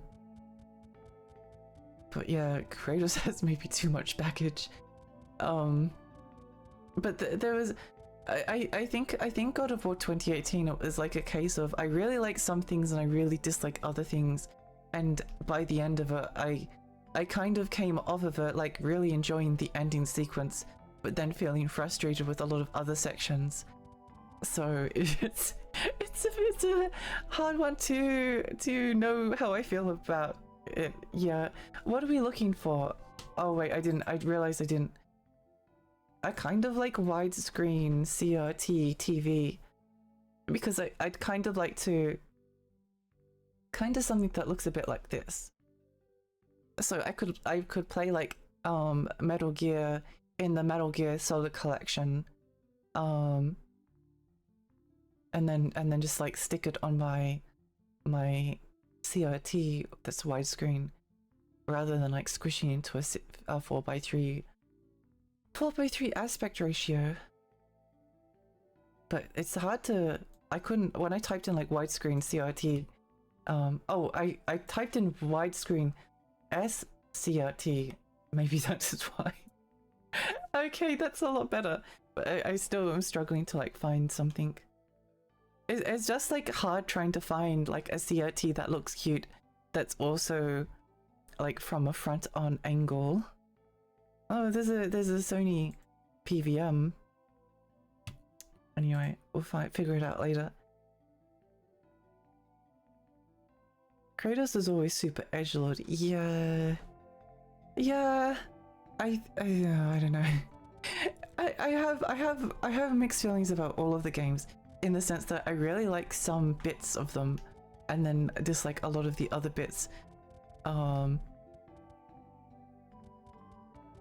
And it's difficult to, even like in terms of the gameplay, I think if like the gameplay was just like incredibly super unbelievably fun for me, I would like it, but it's kind of not, at least from my, I actually like the combat in God of War 2018, I think maybe more than the old, because I never liked the chain whips that much, but I think the enemy variety in God of War 2018 is actually like so dire at times that like if I had to fight another troll another troll or another like humanoid looking enemy, I'm actually going to go insane.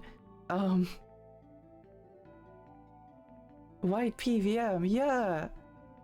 I posted one in the Discord. I don't know if it works. I'll have a look after. Thank you so much. I really appreciate it. That old boy was almost an apology for it. Yeah. Yeah, it's kind of a curious like trajectory for the series. I mean, I think there's always been a lot of humanity to God of War. But it's more the bit where he kills the woman. He just like gets her to hold the door and then she's crushed by it. It's like, why? It's not even really funny, is it? Or is it? I'm not sure. Maybe it was just someone's fetish. I don't know. It has horrible enemy variety. It does. Is God of War Ragnarok better in that regard? I have a feeling it might be. But yeah, no, it was dire. It was really bad. It was to a point where I, like, when I was replaying the game, I was like, I fought these enemies so many times that, like, the idea of having to replay it, like, the less enemy variety there is, I think the harder sometimes it is to replay. Let's add intelligence.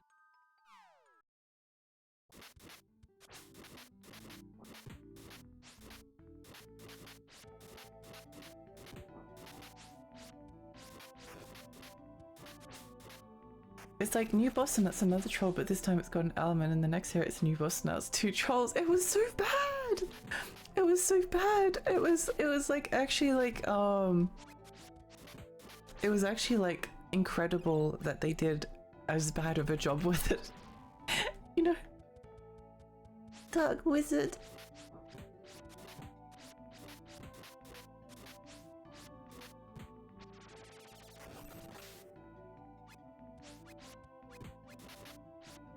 Why is this enemy so tanky? Level up! Yay!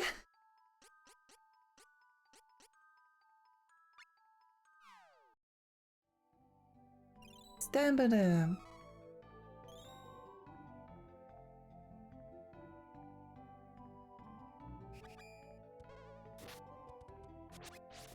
We might not have to play something else afterwards if I take long enough to get through. So just chatting like for a bunch of the stream is like actually really good for me.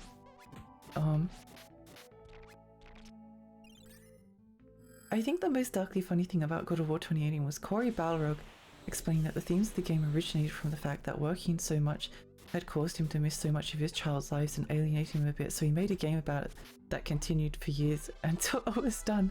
That's really interesting. That's really interesting. I think that there's a lot to like about I don't hate like all of God of War 2018 like at all. I think it actually like does a lot of things that's really neat. And I think probably the same with like Ragnarok as well, but maybe if they like shortened the game by like a third, and also like again, I've played at the very hardest difficulty because I'm stupid. Like my brain is just broken. They need to look at Dark Souls, and they need to look at like Platinum Games, maybe Metal Gear Solid Rising Revengeance, and they need to look at like Devil May Cry and Ninja Gaiden, and they need to figure out how to make a hard difficulty that doesn't suck, because the God of War hard difficulty has always been bad. They've been bad in like every single game. I nearly didn't play like any of the God of War games because I started God of War 1 on the hardest difficulty and I was literally falling asleep because the enemies were so spongy that I was like, oh.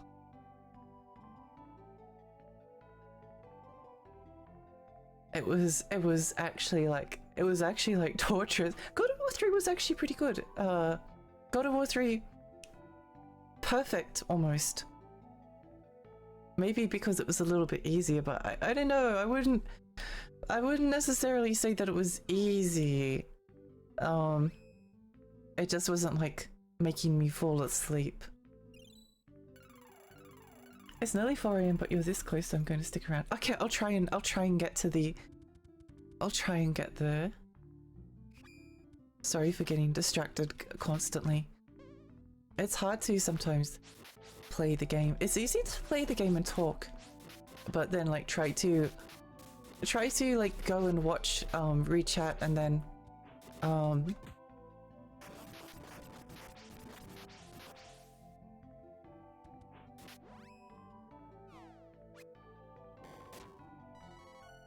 well, may as well keep going this way. Oh, we killed them all. Nice. God of War combat was not good. The camera so far up Kratos' ass, having no aware of your surroundings.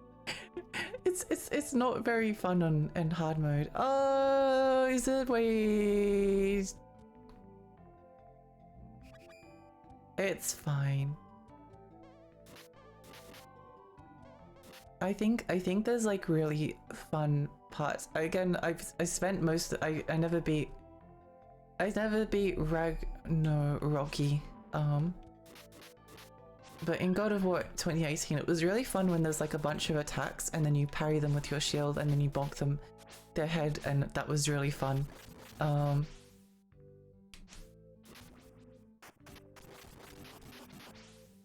But the game can like throw so many enemies at you at sometimes that it just gets a bit tedious. I was like, why are there two hawks? Karen needs to back the heck up. It feels so awkward because it's so close. Feels like you're breathing on the guy at times. Yeah. Yeah, it's an unusual combat system. I'm surprised that people actually liked it because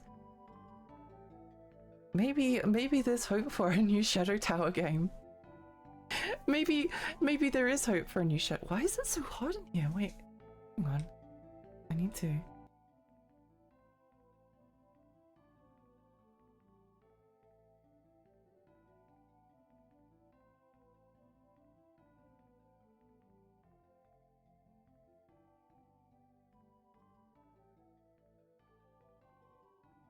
It's so hot.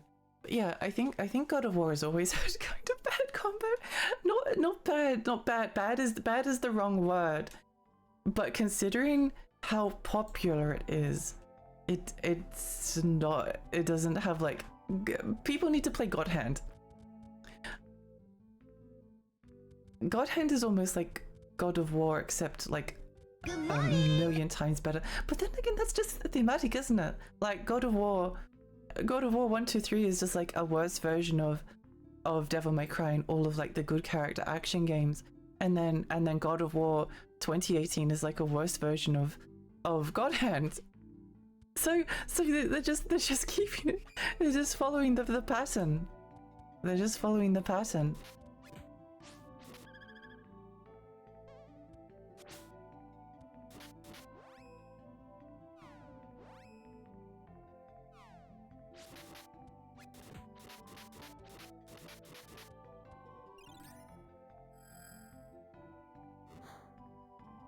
God Hand is so fun. It is. I love God Hand.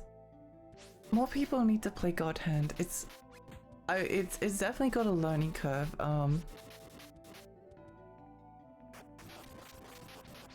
But it's so cool. It's such a good game. And also it has like one of the best like ending credits. Oh my gosh, what was that? Where did that damage come from? Where did that damage come from?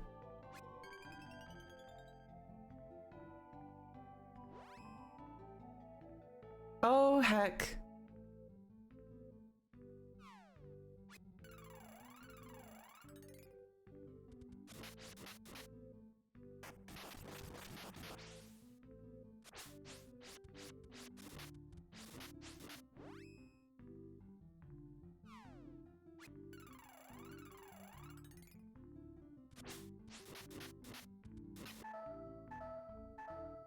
We're going to get a game over, aren't we?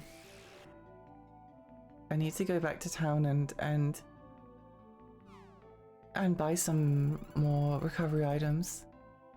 Unfortunate, but you know, it is what it is.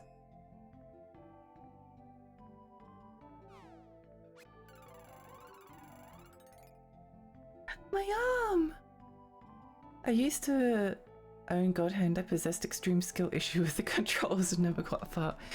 To be fair, very fair, the controls are difficult. It's a difficult game to like wrap your head around how it's supposed to work. But it's amazing. It's so good. It's so good. IGN says this was 3 hours, so it has to be bad, right? I think IGN did kind of redeem themselves by putting it on like a top 100 list and like giving it really high. I guess a different writer. But it is kind of funny because it is just like skill issue the review.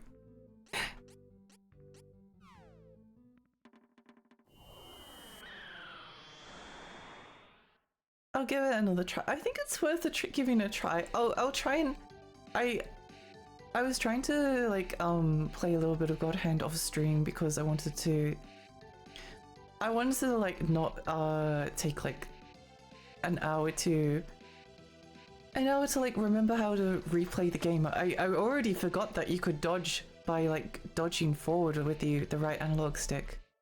I forgot that was the thing.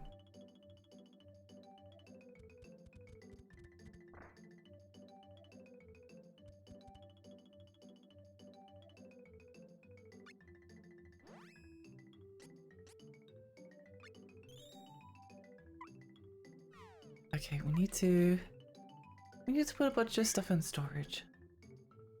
Bro got filtered.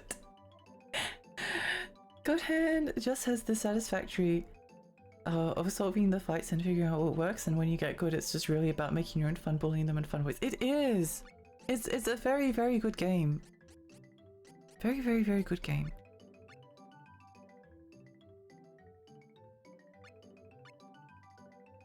IGN, this game is a 1 out of 5. This game is 7 to 10 even if shit.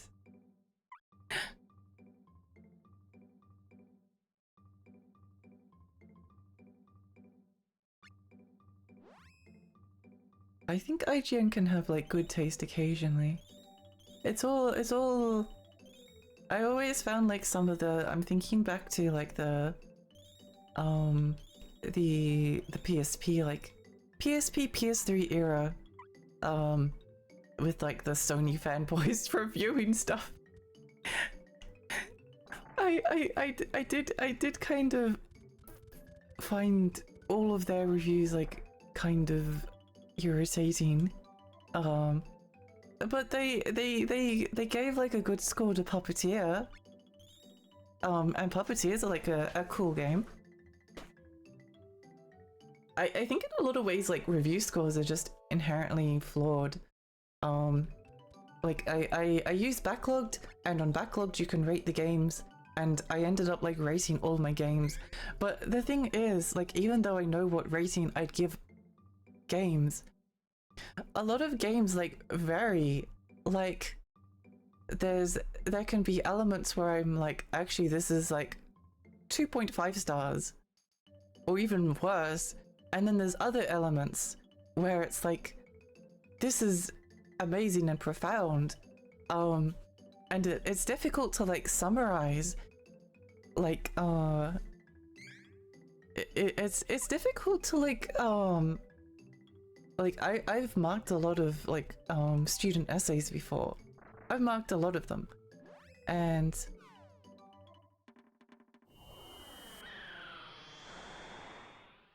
it's easy to give them an objective rating because most of them are bad. I'm sorry. Most of them are bad. But it's like it's really obvious like what they're doing. Like they're sort of like with a bad essay, there's often like not a lot to redeem it, because if like the function of an essay is to provide a convincing argument, and a lot of people just don't have. A lot of student essays don't even have an argument. So there's not like a lot of There's not like a lot of hope for any of them. Remember the one IGN New Super Mario Bros. Wii review where they criticize everything about and literally end with 8 out of 10? There's something for everyone. Yeah, that's... I think I've never actually played New Super Mario Bros. Wii, but I always find the music in the New Super Mario Bros. Games irritating. Although I did like New Super Mario Bros. Wii U. I thought that was cool.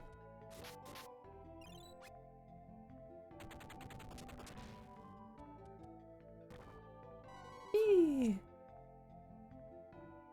Can you restock your inventory with the select button in this game? Was that a new feature in the remake? So there's a bunch of items that are sent as storage, right? Also remind me that there's a chest there. So I can take any item that's like over there and then put it into my main inventory, but the thing is that it takes like... There's a massive amount of lag. So like micromanaging your inventory is just too painful to bother with. Oh my gosh, a candy! Wow, how generous! I love on Letterboxd how you can give a score like a 7 and a 7 out of 10 with heart are very different scores. Yes! Yeah, I think that would be like a good feature on Backlogged. Because it's difficult. Like I've raised and lowered like a bunch of games, like up and down. Like something like Pokemon Conquest, for instance. Like the way that I would rate it if I'm just like talking about it and being like, yeah, I really liked Pokemon Conquest. It was a lot of fun. I liked the setting, I liked the mechanics, I can't really complain about like anything. But then what do you rate that? Because like it's not a 5 out of... Like you could give it a 5 out of 5. Actually it would be a 4.5 out of 5 because of the way that it like structures the way that it has like multiple campaigns. I won't go too much into it, just in case people haven't played it. But yeah, aside from that, it kind of deserves that. But at the same time, then that puts it in the same category as like, in my eyes, as like Silent Hill, as like the Yakuza games and like the games that I actually really like and care about. And I don't care about Pokemon Conquest to the same degree. So it can be really difficult to, yeah, it's difficult. And the other thing is that like a 3 out of 5, something that gets like a 3 out of 5 is something that's still recommendable. Like if you're interested in it, something getting like a 6 out of 10 should be something that people still look into. But that's not how people's brains work, because the American education system teaches that if it gets a 7, then it's average. If it gets an 8, it's a good. If it gets a 9, it's very good. And if it gets a 10, then it's amazing. But it has to start at 5. 5 is average. 5 needs to be average. But then again, on the other hand, I do kind of understand from the perspective of someone that marks essays. I'm giving essays that maybe probably should fail like 50%. They very rarely fail essays. You have to really mess things up to fail a university essay. But on the other hand, it's really hard to get like the highest scores. So like you get like a lot of people that are in like 50, 60 past the credit range. Like that's very, very normal for people. Distinction is still like, they did a lot of things really well, but there's just like maybe like a couple of things that it doesn't. And then once you get to the high distinction, that's like, yeah, you wrote like a banger essay, good job.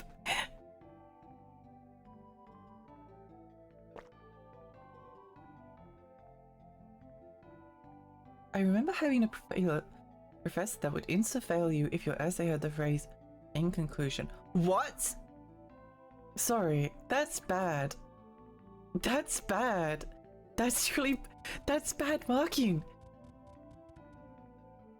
The way that we've been teaching like students to write their essays is that in the start they will you start your introduction off by saying, not by starting it, but your thesis statement is going to be like, in this essay it will be argued that, and then you write your argument, and then you don't have to like write your conclusion like in conclusion, but your conclusion has to be like have basically like the spirit of in conclusion. So it's better for someone to write like in conclusion than actually write in conclusion than to just like write like another paragraph and then say, oh yeah, that's actually the end of the essay. No, it's not. You introduce like another point. That's no conclusion. That's no conclusion. Just write in conclusion. Yeah.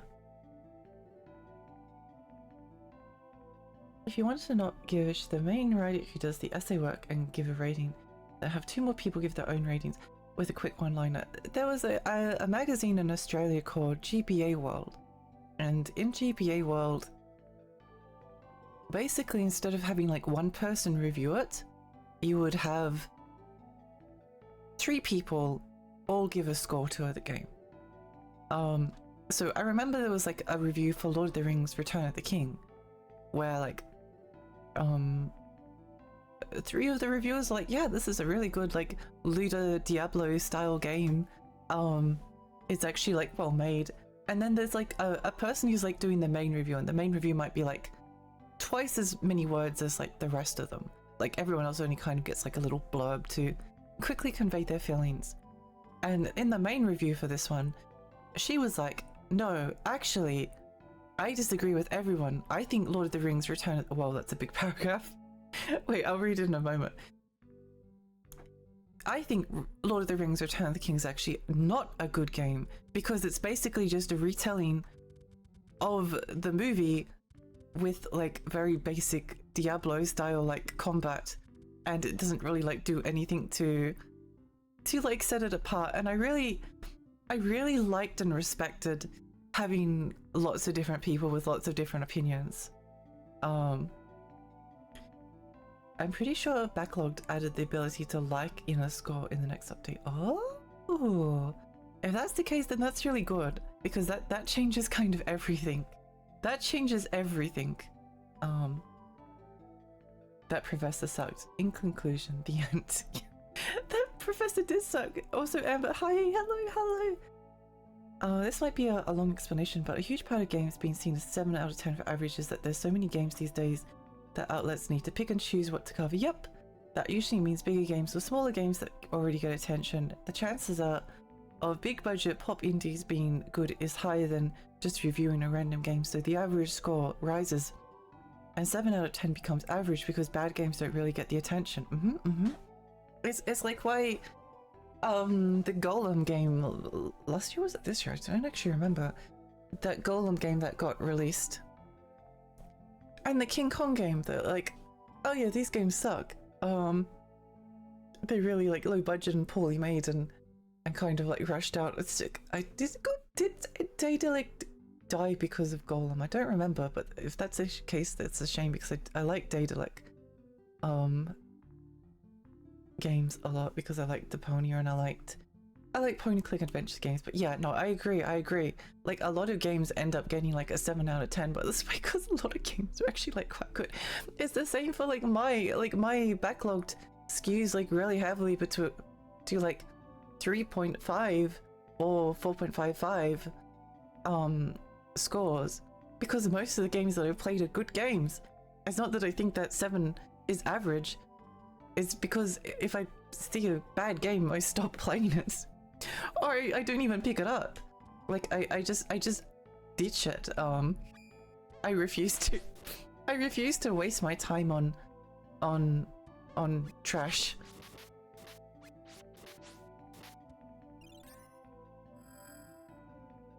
They graded essays like they were creative. What? They graded it like a creative writing teacher. They read. Wait, no, that's wrong. That's wrong. That's really bad. No, no, no, no, no. That's really bad. That's really, really bad. It's great. It's great when an essay reads well, but the most important thing is the argument. The argument is the most important thing. Like the writing is like the spice. You want the person like marking the essay to enjoy reading your essay. So you want it to be well written. But a well written essay, even if it's creative, and like sometimes when people go like full creative mode, end up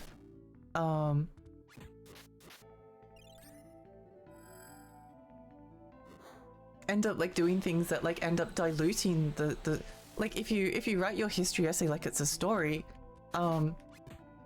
it often like ends up having a really diluted argument again. No, that's bad. There's just that professor is just like flat out wrong for that. That's kind of wild actually. Who reads interesting essays and demands? Tell it some notices if they were tenured so they could do whatever they wanted. That's stupid. That's stupid. And that's where we pivot. I love garbage games. They give me so much life. I like garbage games if they don't make me want to die. Which there's a difference between like Kusoge and Dexter's Laboratory DD Strikes Back on Game Boy Advance. Jump, hi, welcome. Also Debbie, hello. hello. Welcome Raiders. Hi, I'm Lexi. I'm a tiny fairy. I live in Arena Lake. I play retro games and horror games. How was your stream? What are you streaming? Garbage games can be such a vibe. They can. I've been thinking of playing a bunch of garbage games. I've got a lot of Kusoge lined up potentially.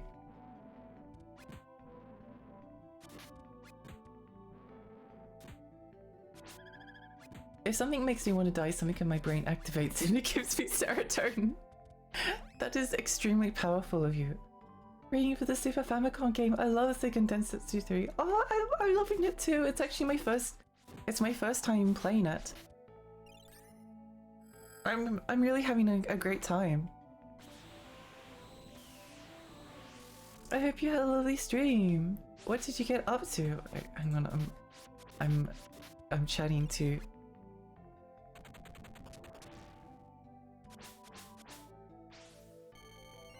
Ow. Wait a minute.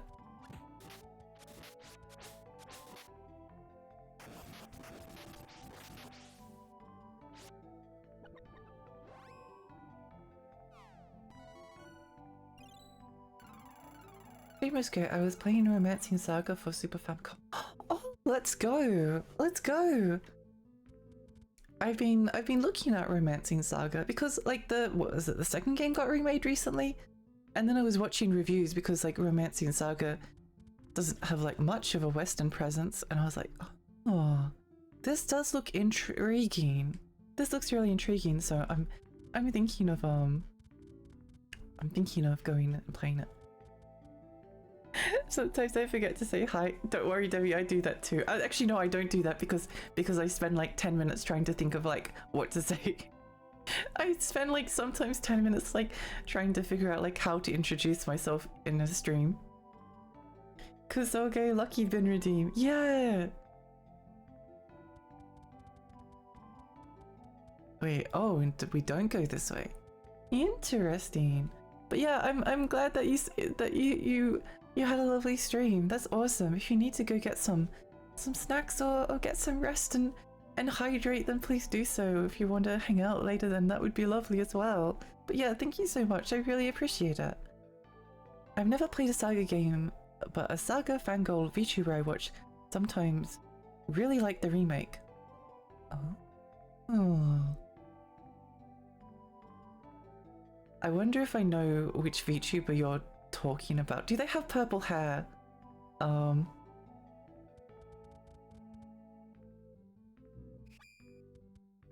do they start with a V? They do, okay. She's really cool. I really like her. I must admit though, I haven't spent as much time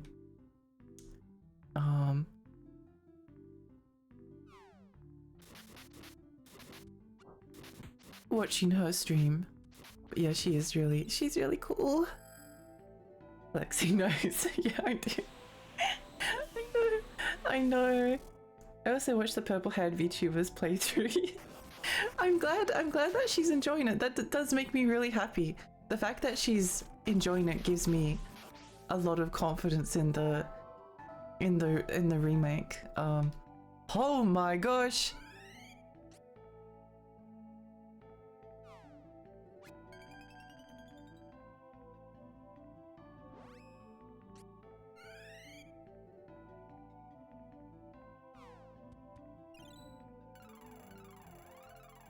Wait, Lisa's dead.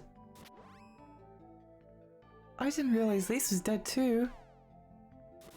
Saga remakes are really good. Okay, that's awesome. That makes me quite excited.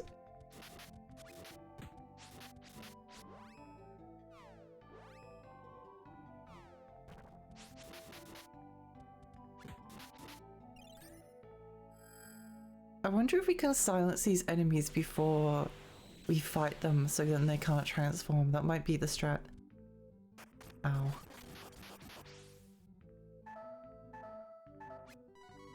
Uh-oh. Okay, we're alive. Barely. Barely. What the fuck was that damage? Right? Insane. Insane, insane, insane, insane. Ba, ba, ba, ba, ba, ba, ba. Wait, where do we go?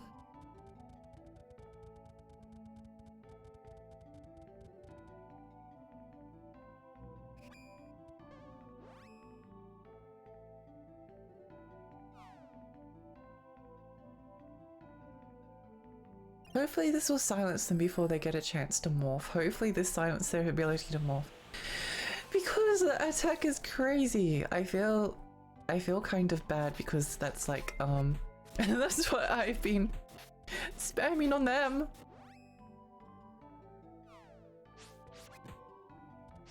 It feels bad.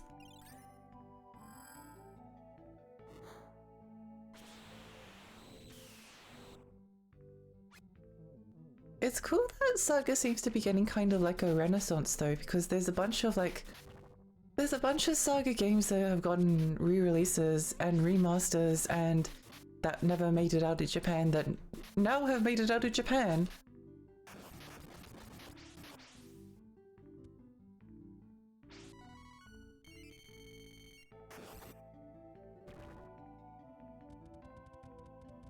And that is really cool. Oh. I was like, where do we go? Where do we go? What do we do? If life rewarded me with chocolate and candy as much as this game does, it would be so unhealthy. Saga 2 remake looks so good. I'm excited to give it a go. I'm excited. I'm actually excited to play Trials of Mana remake as well now that I discovered that they got that artist to do the boss fight from before. Wait, is there a way to get over here?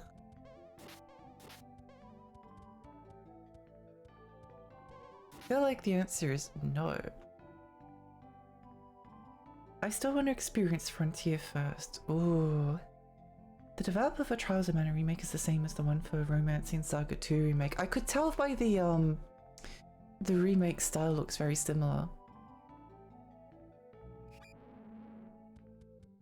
I think maybe this is kind of mean, but I think potentially like Romancing Saga 2 would have a better remake.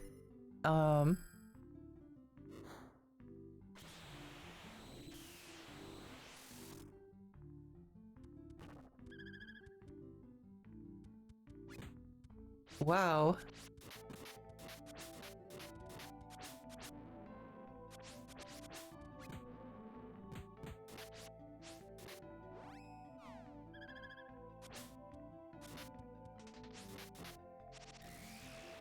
Uh-oh. It's my hurt.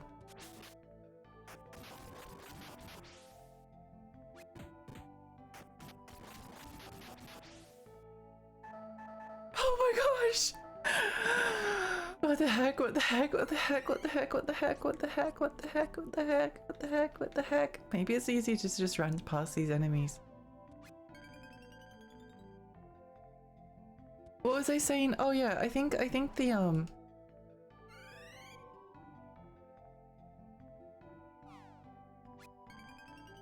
I think the Romancing Saga 2, because like the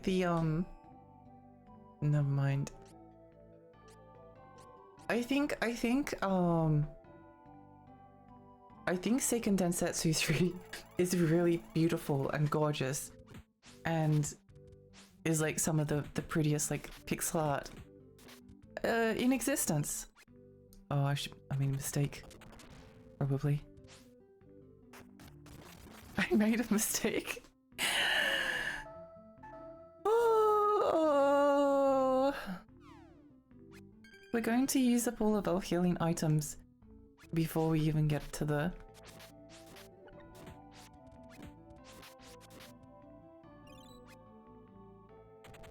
boss.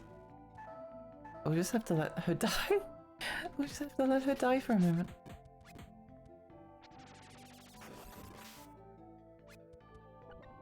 Yay!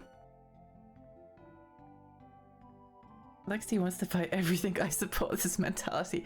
I just want to kill everyone. Is that too much to ask?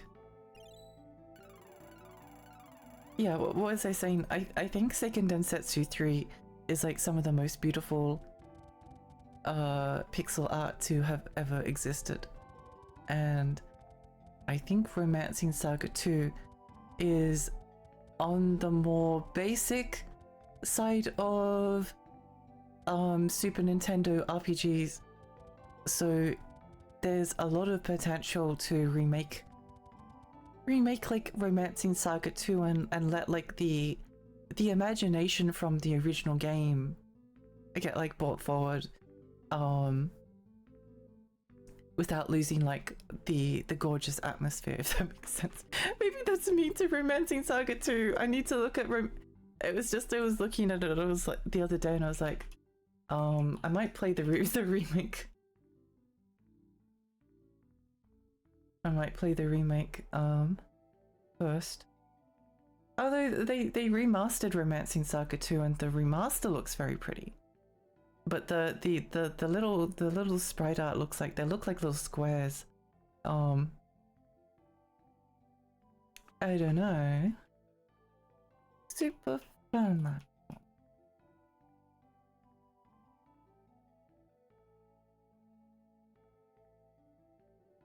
Maybe this kind of will make what I'm saying make sense.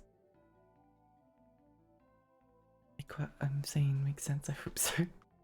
I hope this isn't too mean, but like the color palette for Romancing Saga 2 doesn't really like inspire me in any way, so I think there's like potential to like have some fun with the remake and like really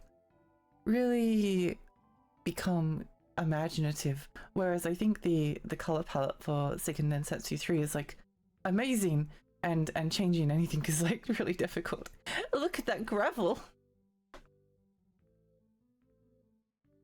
That's true, many of the backgrounds are pretty lacking in detail. Yeah, I think that I'm not trying to be mean to the original game, it's just that was my observation from the other day. Yeah. Ghosty, hi, welcome! And moving parts too. But where am I going? Where am I going?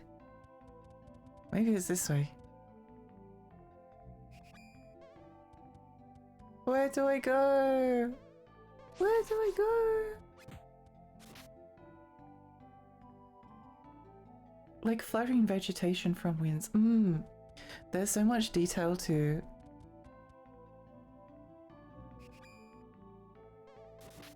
Oh! If we don't hit the enemies, then they do like 9 damage, but if we do hit them, then they destroy us for like 7,000 damage.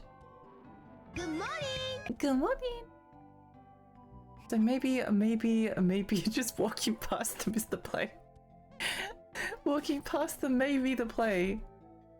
I did see that there was an extra exit there over there. Devilblade, hi, welcome. How are you? Good morning.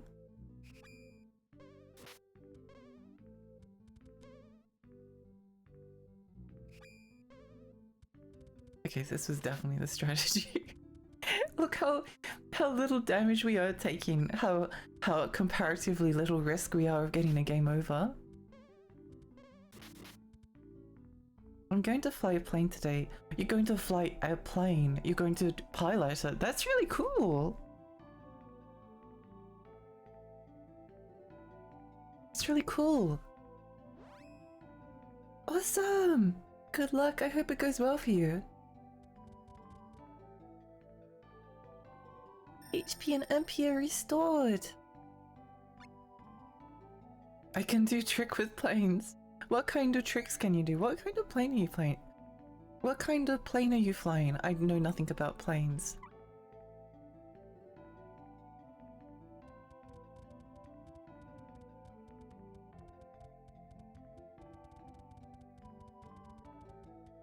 The controller I'm using is like the controller that has the best D-pad I've ever used in any controller ever. It's a Victrix something. Victrix. Oh, what is it? Let me see if I can find Victrix. Why did it get so expensive? What the heck? I did not pay that. Victrix Pro BFG controller. It's a really nice controller. In terms of the D-pad, like, because all I wanted was a D-pad that when I press down, it just presses down and I don't have to worry about like accidentally pressing a diagonal. But it's got some, I wish you could take the D-pad from this and put it on like any other controller, because it has like all of these buttons on the back. And they're all kind of like squishy and not very fun to press. And I don't like the way that the triggers feel. They are very responsive, like from a practical kind of point of view. It's a good controller. It's a good controller. It has like a lot of customization. But where are we going? Over here, I guess. Wait.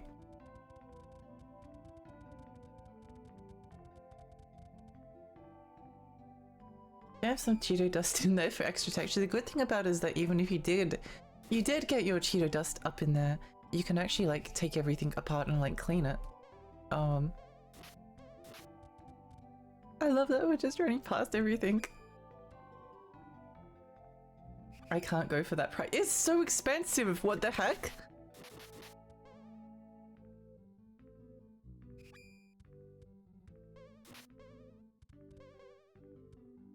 Why can't we just get like a controller with a D-pad that just D-pads properly? Why does like every single controller have like the worst D-pad ever imagined?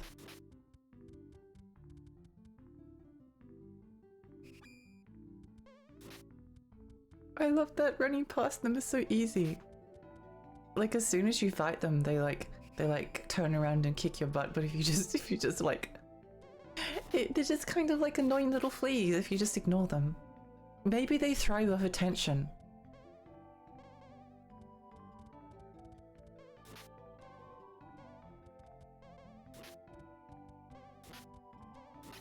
Where is the way forward? Looks yourself. No! No! I've been using Retrobit Sega Sound Control for my old games. It's my favorite. Oh, I've heard good things about that one. Yeah, it's hard to actually like find a controller that has like a good D-pad, because I just want a D-pad that when you press down, it just presses down and it doesn't press diagonal. because like the amount of time that has killed me is like infuriating. Fly upside down, sideways, loop to loop, barrel roll, flying in between buildings. Oh, it's been a pilot and boat captain. Cool. I don't know if it is. Oh no, I just see them as hobbies. I think it's pretty cool. Red, welcome. I'm on holidays for the rest of the year. Yippee! That's so exciting. Tiny Fairy needs a hitbox. Yeah, I need to start a hitbox fund. I like the D-pad on my 8-bit though Ultimate Wireless.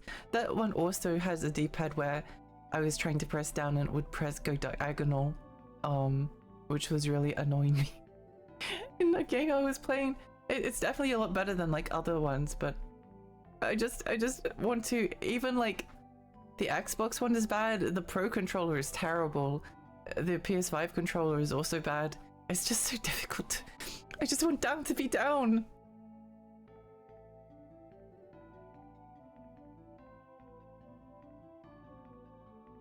I can get like 8 SN30 Pro too.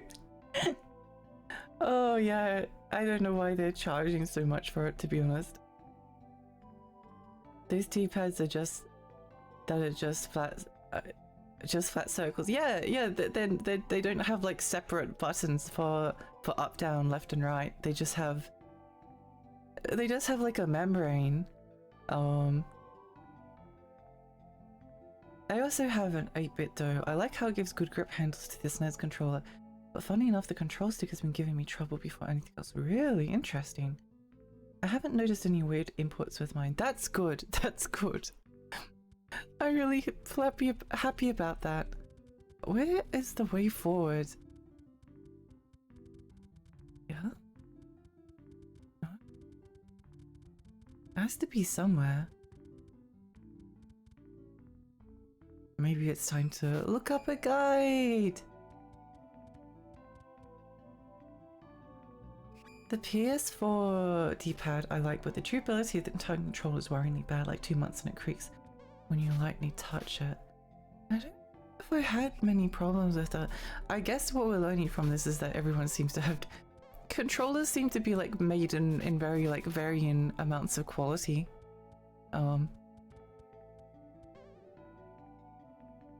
I love the tactile feel of a D-pad on a touchscreen. Yippee!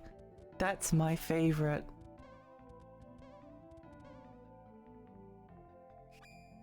Honestly, I don't remember the path, sorry. It's okay. Let's just go heal and then we'll try and figure it out. I use the Scuff Instinct Pro controller for Xbox. I see. I see. I just want one that doesn't let me press the whole D-pad down yet. It's a bit of a pain. It's hard finding like a good D-pad.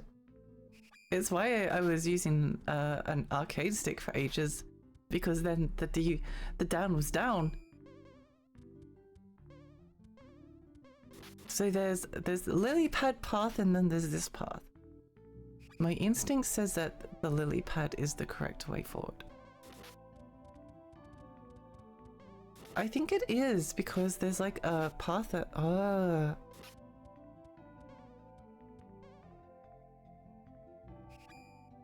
I like my Xbox Elite Series 2 controller. I like going to JP Hi-Fi and pressing those buttons. Wait, no? Unless it's... No?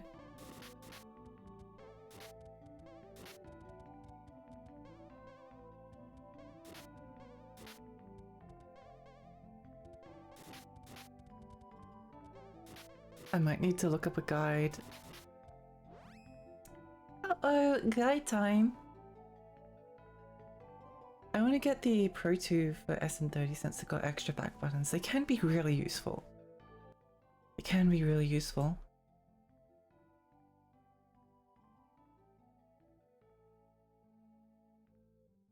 I like them too sometimes. Seiken Densetsu. Let's see if we can figure this out.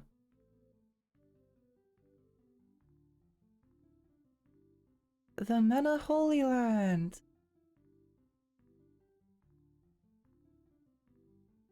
Oh.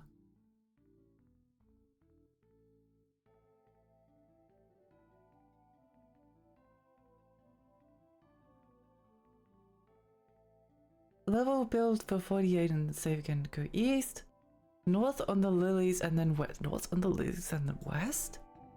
What do they mean west? What?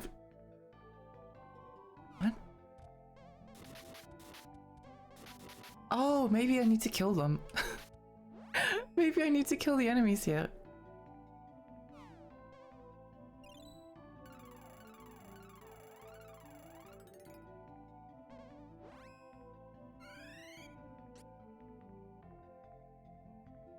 I might just buff up my party because these guys kick butt. I just realized that maybe because I'm not actually like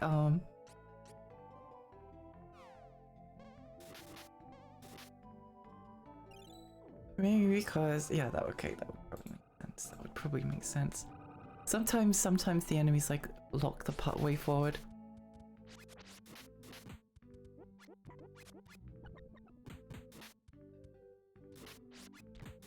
Okay, well that wasn't as bad too.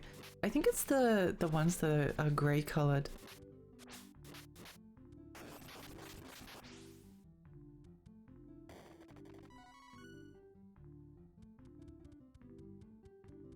And west. What?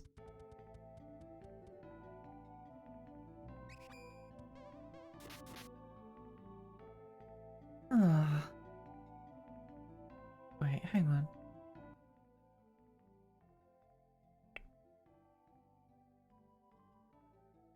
Kill everything and go.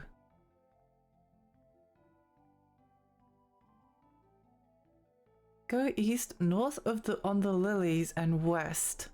But how? Where is west?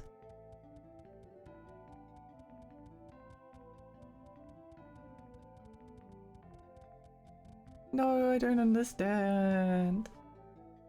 Maybe it's a walkthrough moment, a long play moment. Seiken Densetsu.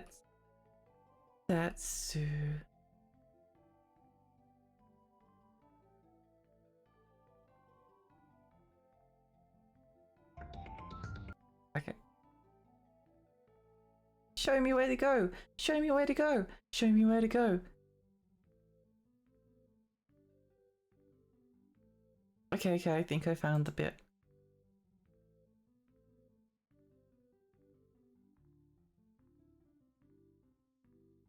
Uh-huh.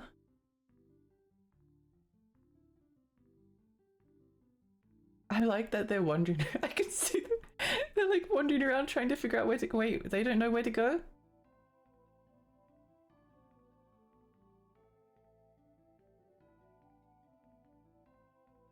Wait, hang on. They're confused. They're as confused as I am.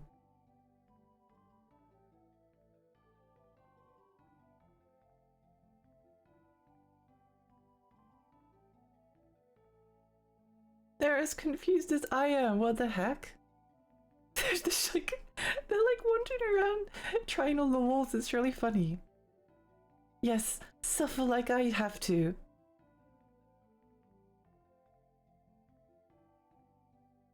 Oh, okay. Okay. I figured it out. It was having to kill like one of the enemies. Got it.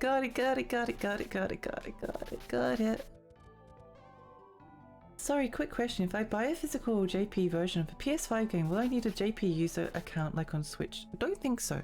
Shouldn't. I never had any problems.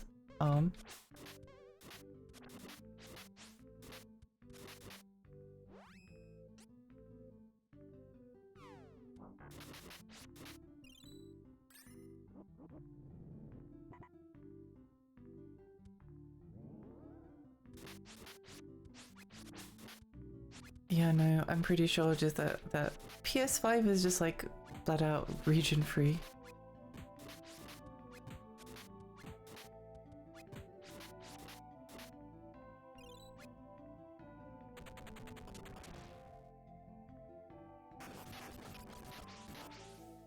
When Lexia's lost among ladies, you know you made it too complicated. Yeah.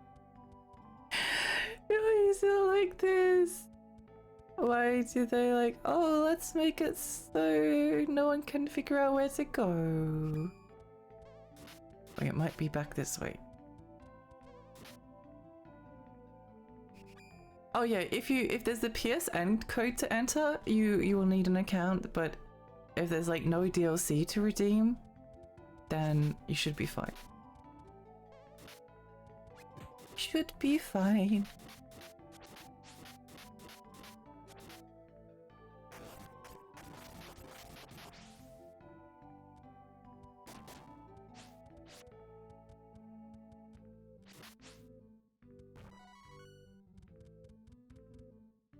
Yeah, react the loser. Okay, I think this is the way forward. I think this is the way forward. But yeah, thank you for your help. I really appreciate it. I think there's always like a sense of doom and dread when you're streaming and you can't figure out where to go because it's like, oh no, I'm just wandering around, making no progress. Yay! There we go.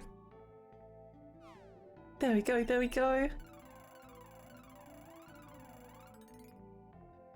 Usually if I order something from PlayAsia and it has like a code for something, I just ignore the code. Unless the code is like important, as in like it's a code for a downloadable game.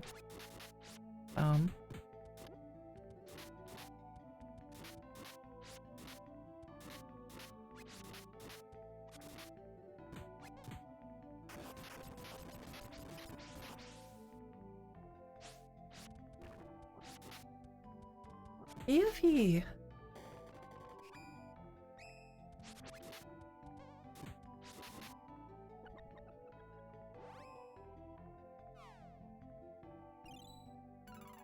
Oh no, welcome! Welcome, welcome! PlayAsia is having a sale at the moment, it's pretty good. I haven't collected many, I haven't collected as many games of late, so there's a bunch I'm like missing out on.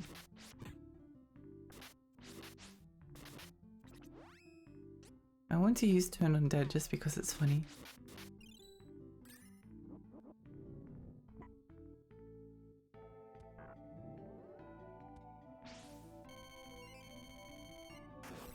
I mostly want a physical copy of Slitherhead. Yes, me too! Me too! I want it so badly. I think Slitherhead is the game I'm most interested in at the moment. It's a game made specifically for me!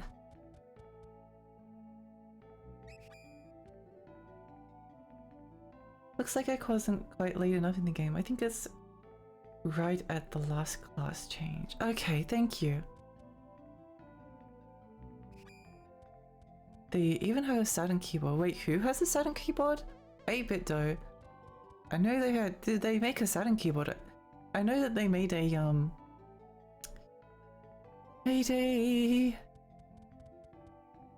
what is it? NES style and Famicom keyboards. This looks like the way forward. Right. Probably. I got the Famicom. Ooh, wait, hang on. I need to have a look at this. Have they made another arcade stick? Yes.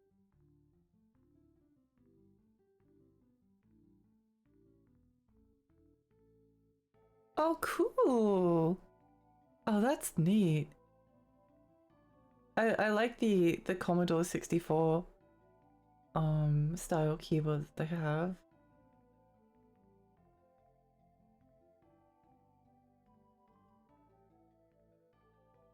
I haven't like kept up with what they've brought out in the last like little while.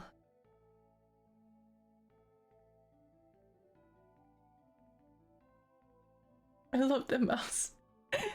they have a wireless mouse that's like a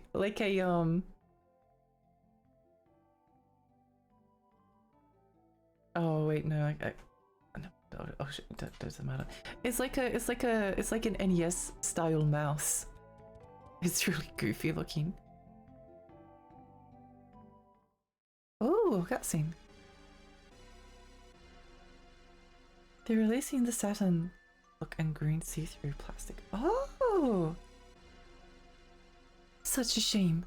The tree is withered and the god of mana is no more.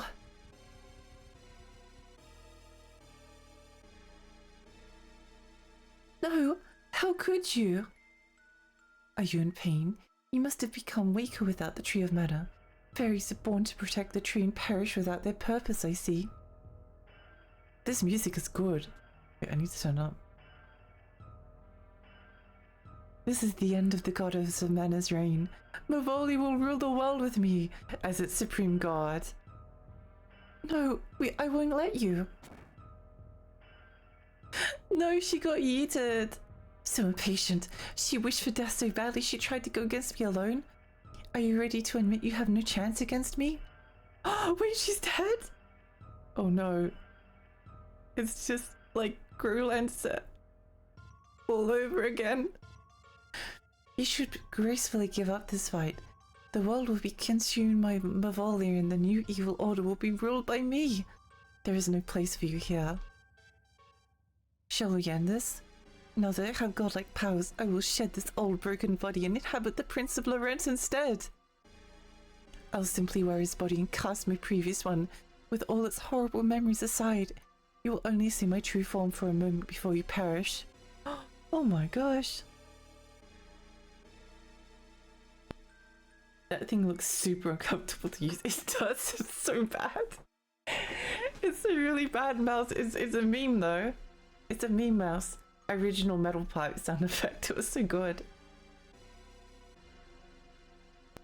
They even got a Sega Saturn controller. Oh wait, what? Wait. A-Bit Saturn.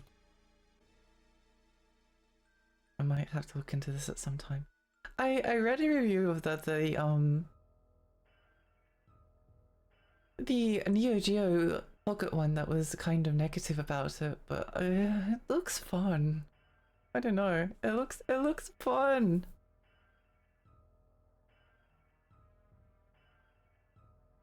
Wow, the Sega Saturn controllers are so cheap. Anyway, getting distracted by controllers.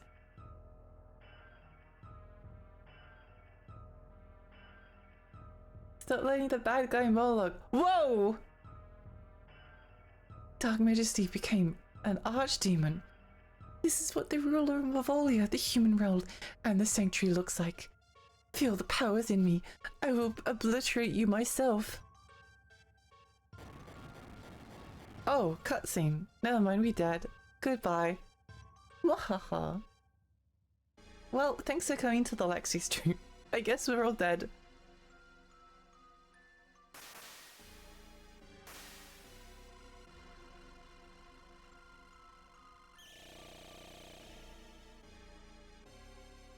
Wow, I was thirsty.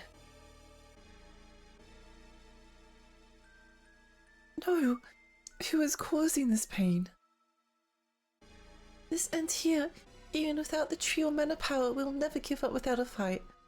Not as long as Lise is here. Without mana, elementals and spirits may disappear, but don't lose hope. You can create a new world, Lise. Wait, this is kind of dark. You must stand up and fight. The future is in your hands. We'll be with you always, so keep fighting. No! Bad ending. You think you're clever, but without the sword of mana, you cannot win. It's hopeless. You're finished. You're wrong, don't you see? As long as Lisa's here, the sword in our hearts called hope will never disappear. Ridiculous. You think your illusion of hope can stand up against a newly realized god? Think again. Illusion of hope sounds like a really good JRPG.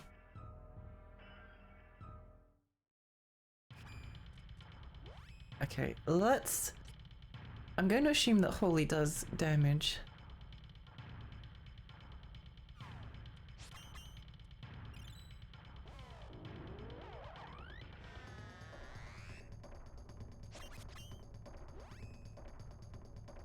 It seemed to do a little bit.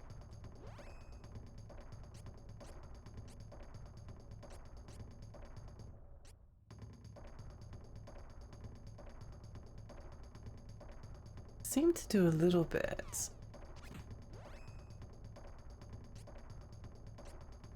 Well, let's try. I mean, it would make sense. It makes sense. It makes sense if this guy is weak to holy damage. We're doing like for 57. A Legion of Hope sounds like a mana title. It does, doesn't it?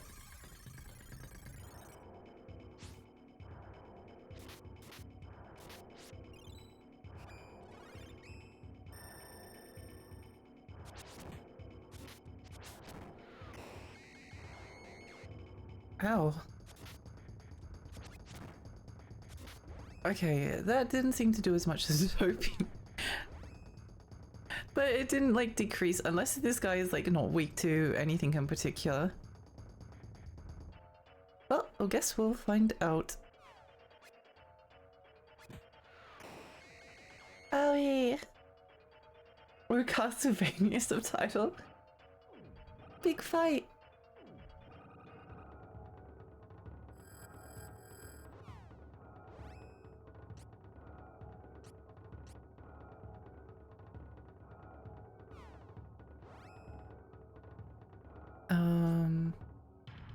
Okay, let's go for this one first. Buff!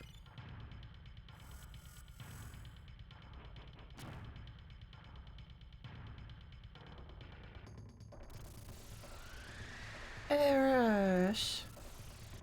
Hey, hi, welcome! It's lovely to see you!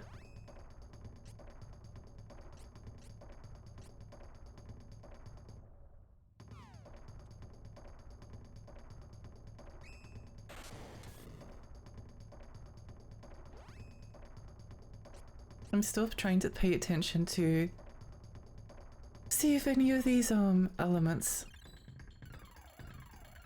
does like extra bonus super damage. Blaze Wall! He probably isn't like... He probably doesn't have like a super weakness to anything. It would make sense. True. Wrench of Hope. Thwack.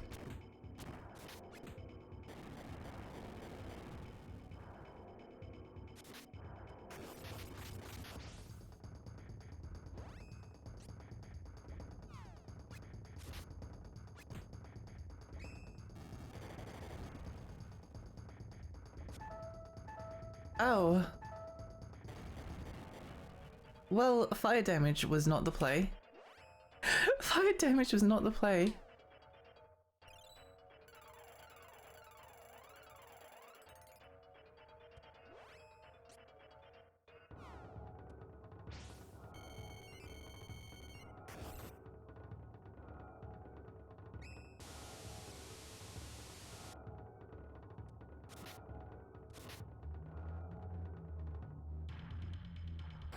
I'm calling you right now. His weakness is friendship and love. I feel like that probably is his weakness, yeah. I don't think you're wrong.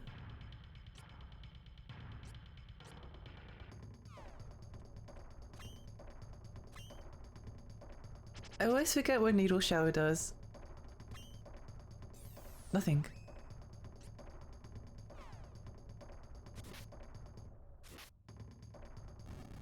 Oh yeah, that's right, this one doesn't.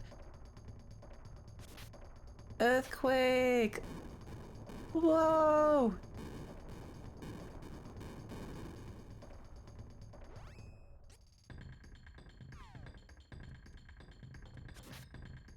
Okay, I need to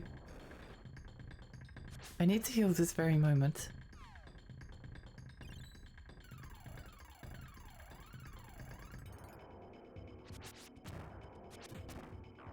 Wait, why are we suddenly doing like a bajillion damage? Maybe it was Holy. I mean, Holy would make sense. Holy would make a lot of sense.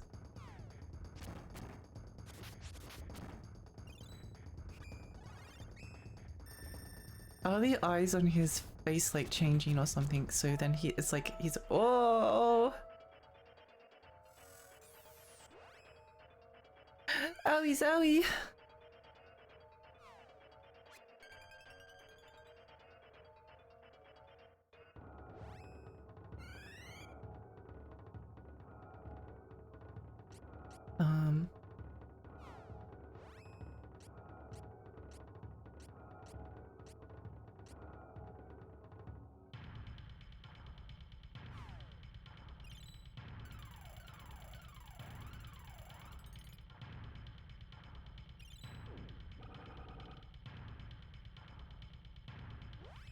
And then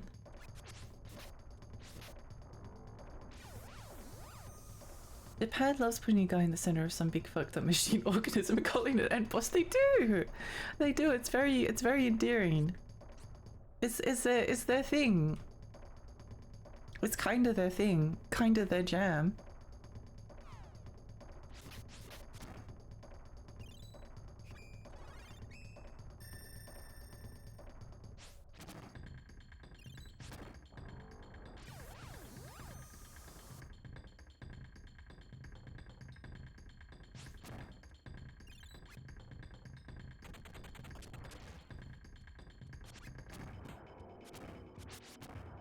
Annihilate.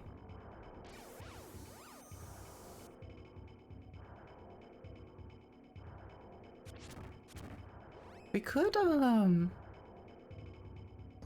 take advantage of wait, let's cast Holy on Charlotte.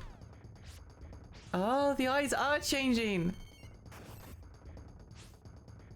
The eyes are changing. They were green before, weren't they? Now they're red. I think. I could be wrong. I could be wrong. It's a very common, like, a common thing.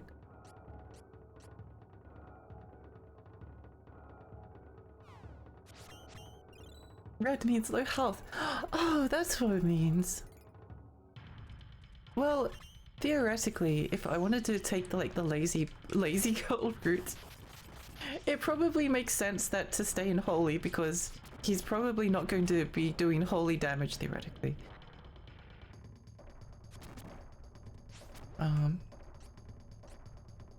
Let's cast magic shield on everyone for some reason. It's because it will be fun.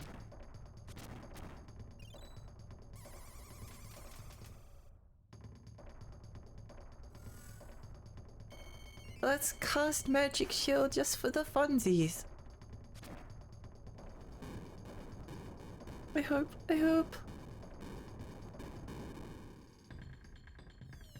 It is like 20 less damage. How dare you?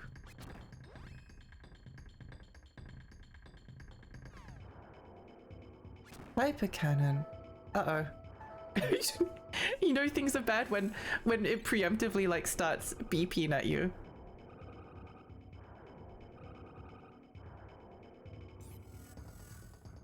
Whoa! Good morning! Uh-oh! That's not good. Well, Lise was the only person to die and she was the one with the shield, so... Make of that what you will.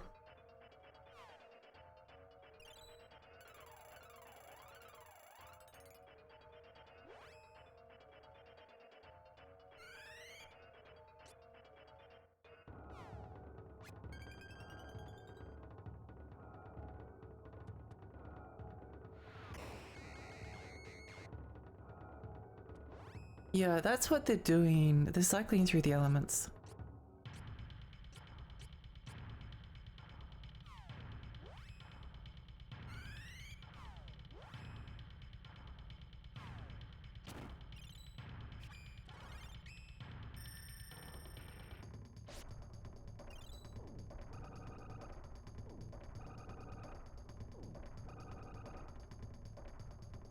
But Holy's probably a pretty good, like, catch-all.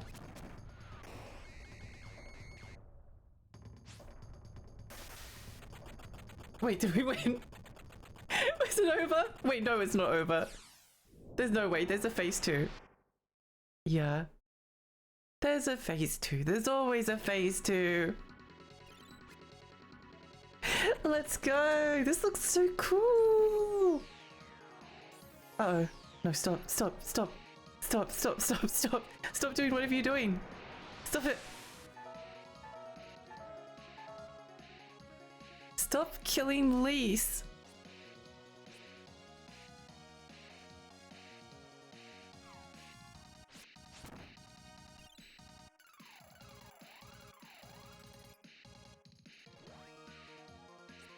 Now to play a game. Did they remove my buffs? No, they did not. Okay. Why is Lise getting her butt kicked? This music is also awesome. The music is really good.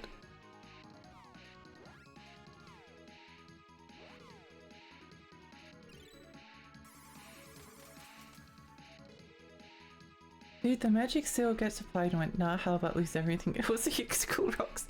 Well, you're at it. Yeah. What was with that? It was so rude of them.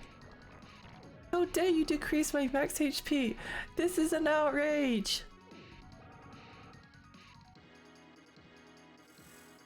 Did I rebuff Lise with holy weapon? I don't remember. Why is the game just targeting her constantly?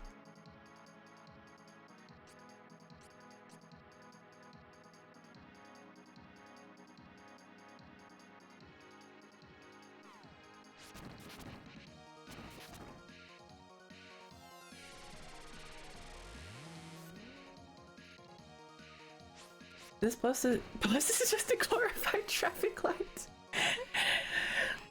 I can't believe we're losing. We're being killed by a traffic light. This is an outrage.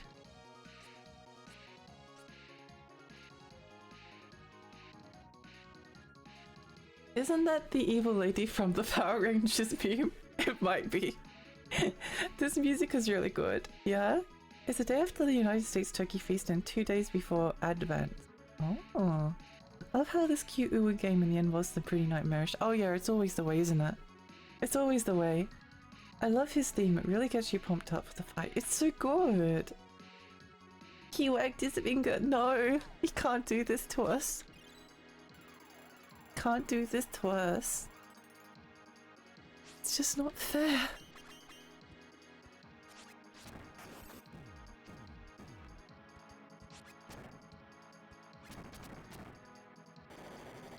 Ow. How much damage do you think this is going to do? Oh no, did you just like flick us away?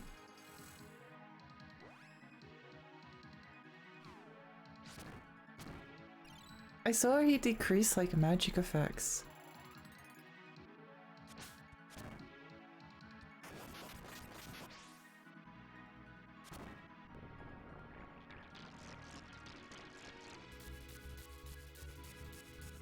Stop targeting Lise, it's not fair. She's trying her best.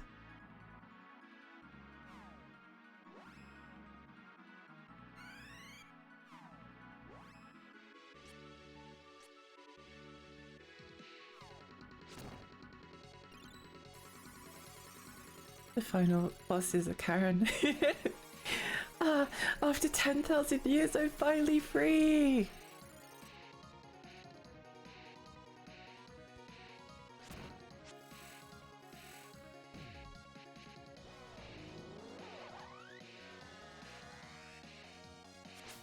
Very cool boss though. I like it a lot.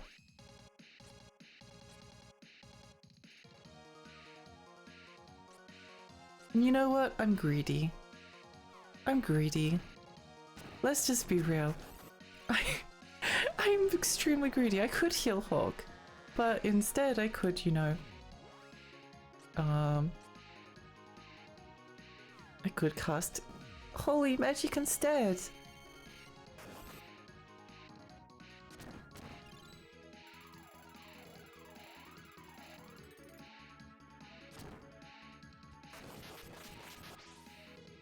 Yeah, let's go.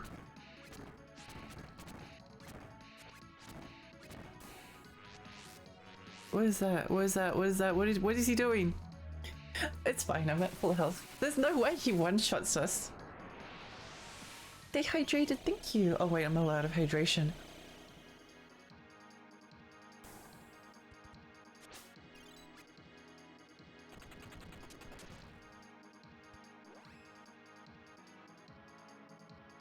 Should I go and get some hydration?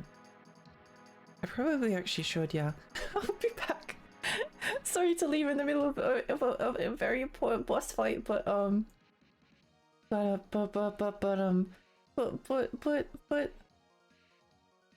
yeah. I'll be back in maybe 5 minutes.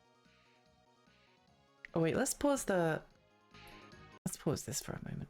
Yeah, I'll be back and I'll put some cool music on.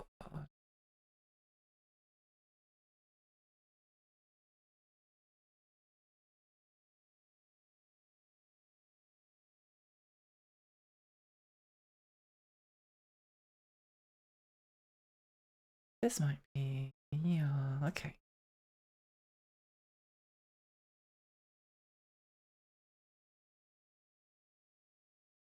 Okay. Be back in a little bit.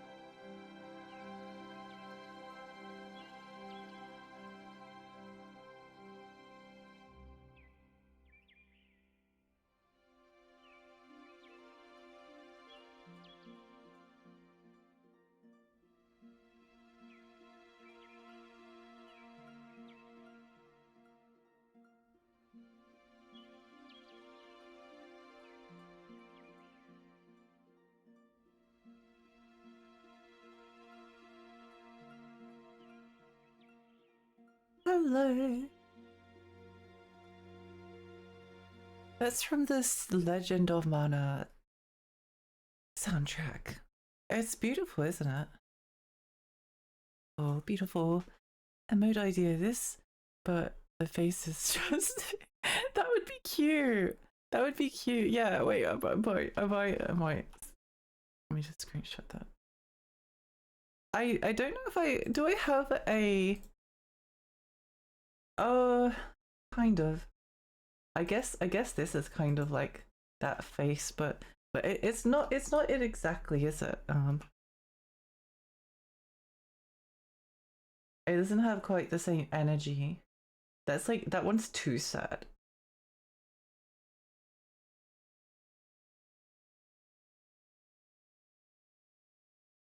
Pausing the boss fight. Pausing the fight in the boss to go order is such a power move. We've got to show it who's boss. We've got to show it. Go show the boss who's boss. Welcome back, PC. Thank you, Pexy PC.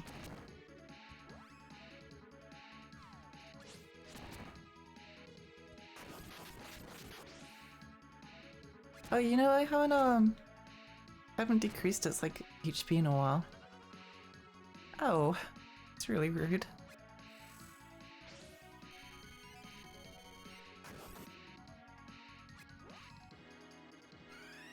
Don't think she has Holy Blade on her at the moment.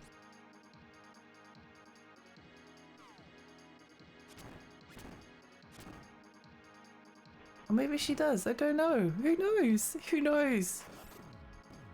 Who knows? Well, let's put it back on her anyway.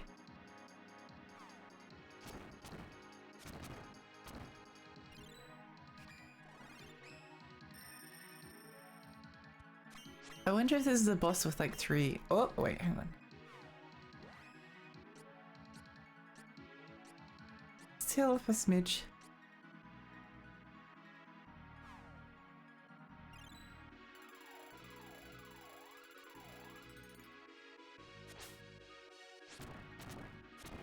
I like how he's just like, no, go, my Tommy hurt. Ow.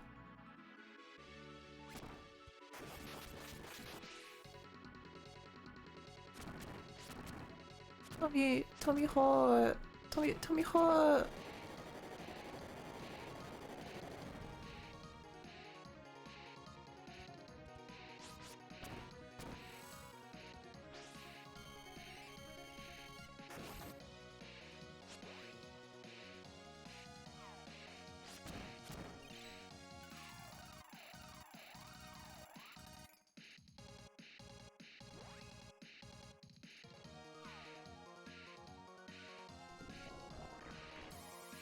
I wish we could cast mental boost in ourselves IRL. I wish buffs like existed IRL. Like imagine going to the gym and then someone cast like a strength buff on you. Like that would be so awesome.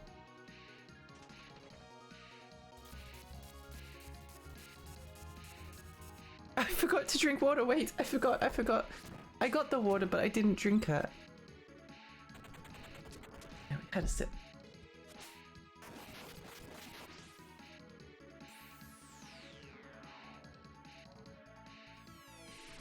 Lexi cast bubblegum.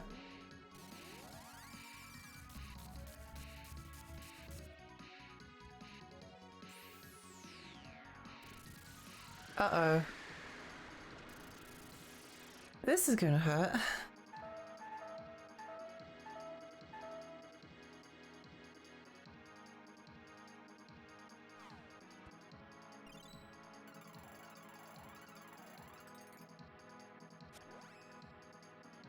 Oh no! Charlotte's out of MP.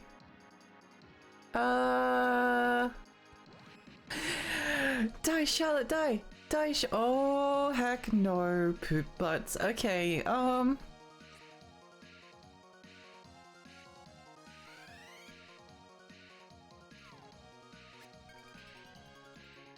Die, Charlotte, die!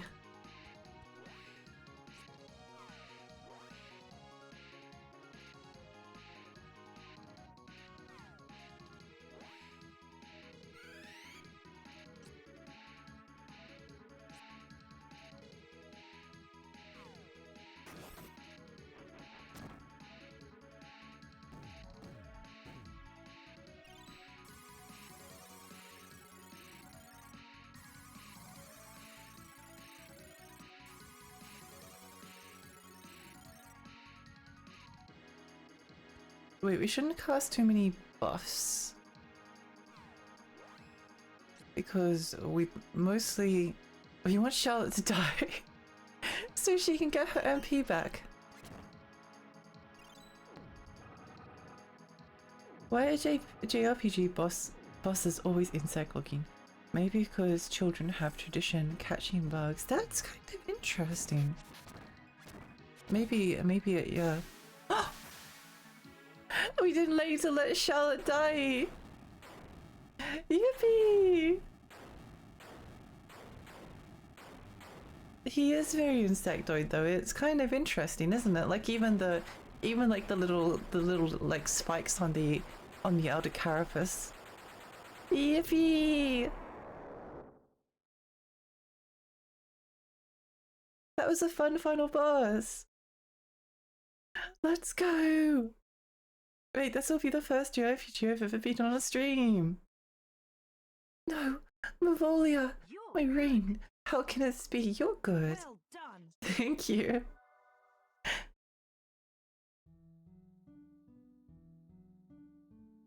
The fairy's alive! Fairy! Uh-oh. Thank you for never giving in to despair. But the mana tree is dead and mana has disappeared from the world. Oh. I can't exist without mana. We didn't know each other for long, but I treasured our time together. I won't forget any of you. No. Don't worry, Lise. I managed to rescue Elliot during your battle. With the last of my power, I sent him back to Laurent. Elliot's safe. Oh, Fairy, thank you.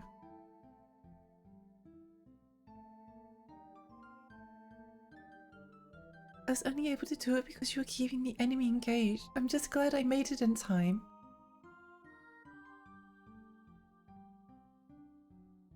No, don't go, Fairy. Don't worry about me, Lise. You were fighting for everyone's future, including mine. I will be reborn as the new goddess of mana. What? What? What? Oh my gosh. You see, fairies are like the seeds of the mana tree. Once they find a worthy person they trust completely, they become the nutrient goddess. To bring back mana into the world, I must take the tree's place and sleep. It may take yet 1,000 years to restore our mana, but if in 1,000 years your descendants still remember the tree of mana, I will awaken. I'm sure I can help them in their hour of need as well. But until I am needed, I will remain here asleep, quietly protecting the world as this tree. This is goodbye, Elise, Hawk, Charlotte. Aw, that's kind of sad. The damage number popped up after the explosion. Overkill! May the goddess of mana have in your heart shine on forever. Oh, the sword of mana. A kind of sad ending. Very, very kind of melancholy.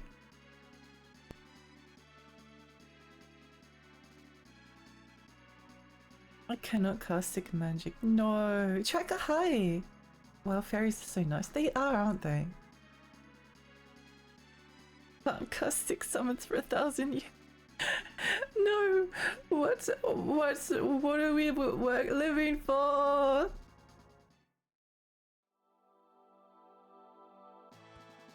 Grandpa! Charlotte, you're safe. I could never have faced your dearly departed parents if something had happened to you. Oh, thank goodness you didn't, because they're already dead. Grandpa, what about you? Aren't you sick? Keith cured my illness. A vision of him came to me one night. He used forbidden dark magic to undo the curse, sacrificing himself, then he disappeared. I tried to stop him from throwing his life away for this old man's sake, but he wanted to atone for the darkness in his soul before it was too late. Keith. Oh. Oh no, wait. Why is that so sad?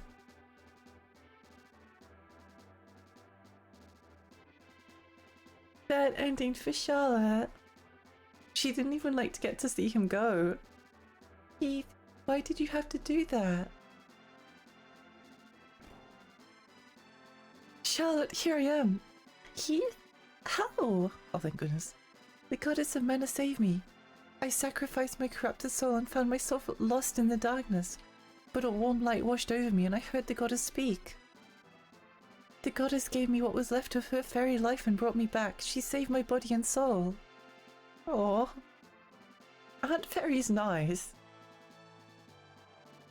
Charlotte, are you okay? Wah.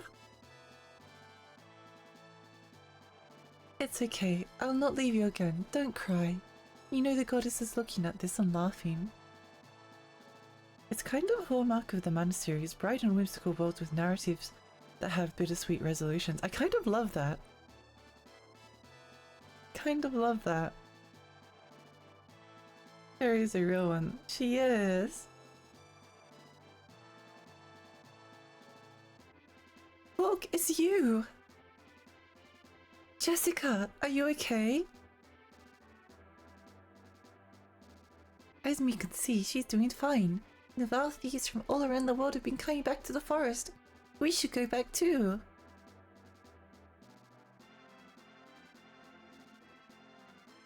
Mother! Jessica, Hawk, I've been trapped in a nightmare for too long. I heard about what happened to Eagle. That is why I intend to bring this thief guild that I loved back to its former glory. Mana no longer exists in this world, and the water in this desert will soon dry up.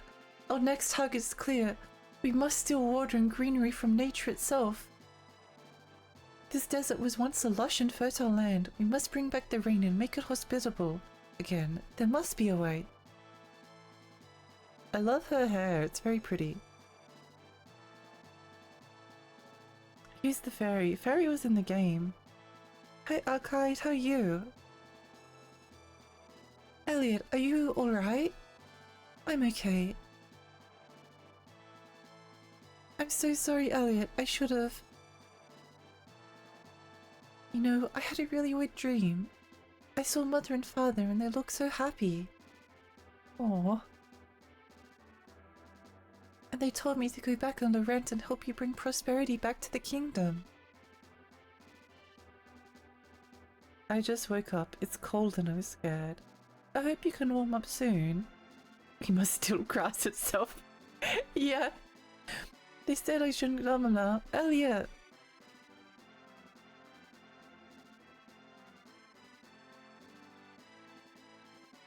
But this gives me a lot of like motivation that I can actually like beat JRPGs on stream. Mother, Father, Elliot, I will work hard to build the rent back into the peaceful kingdom it once was. Even though this world is without mana, please watch over my friends and me on our journey.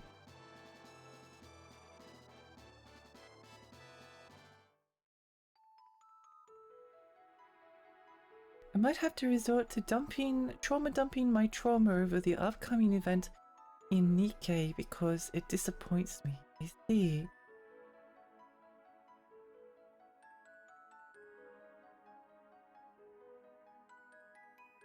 This music is really nice. It does sound like a Disney musical though.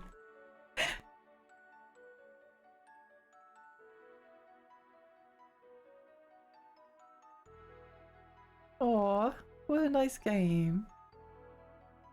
Grass is greener on the other side, but only for a moment. Brandishes and cake knife. I beat a ton of JRPGs though. The key is to find one that's super short. Yeah, I tend to go for the shorter ones as well.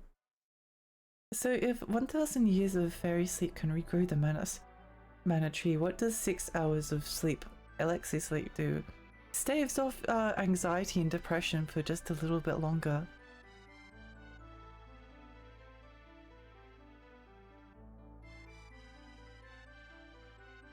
Oh my gosh, it's funny.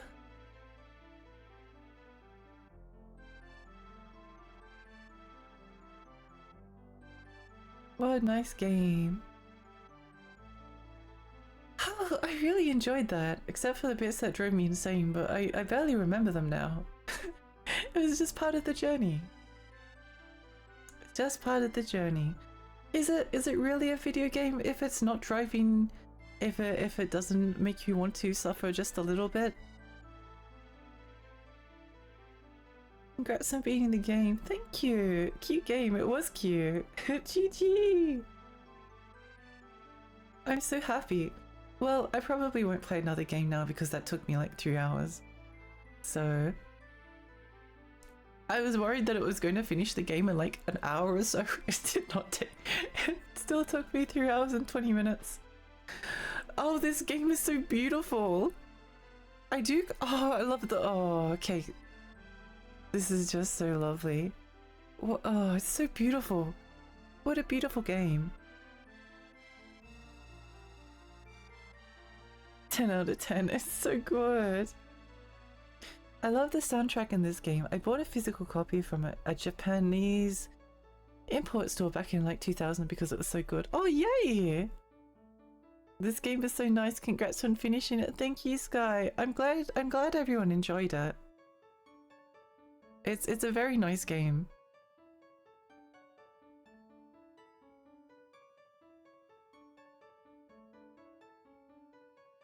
It's very important though that I give everyone like some kind of whiplash after playing such a lovely game.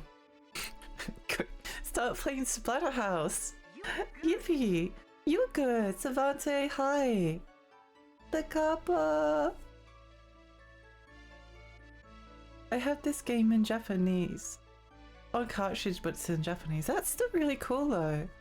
I have a copy of Mother 3. It's in Japanese, but I still really wanted it because the game meant so much to me.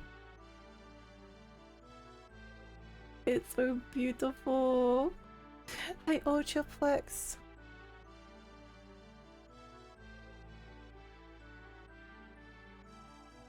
What kind of game would give the most whiplash from Seiken Densetsu 3? Probably like the suffering on PlayStation 2. that would be a bit of whiplash.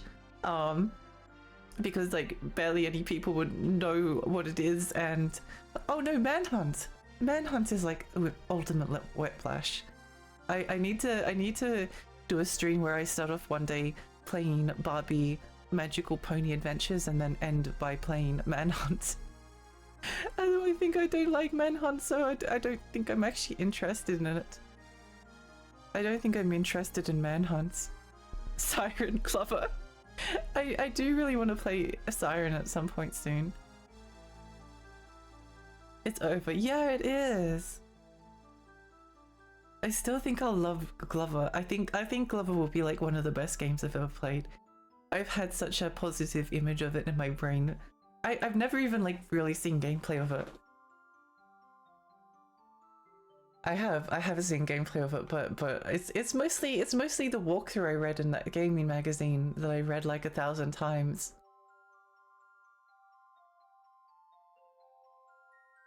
I really want to play Forbidden Siren. It looks so...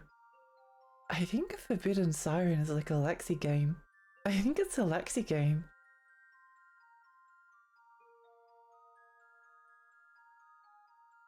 Oh, this game is so lovely.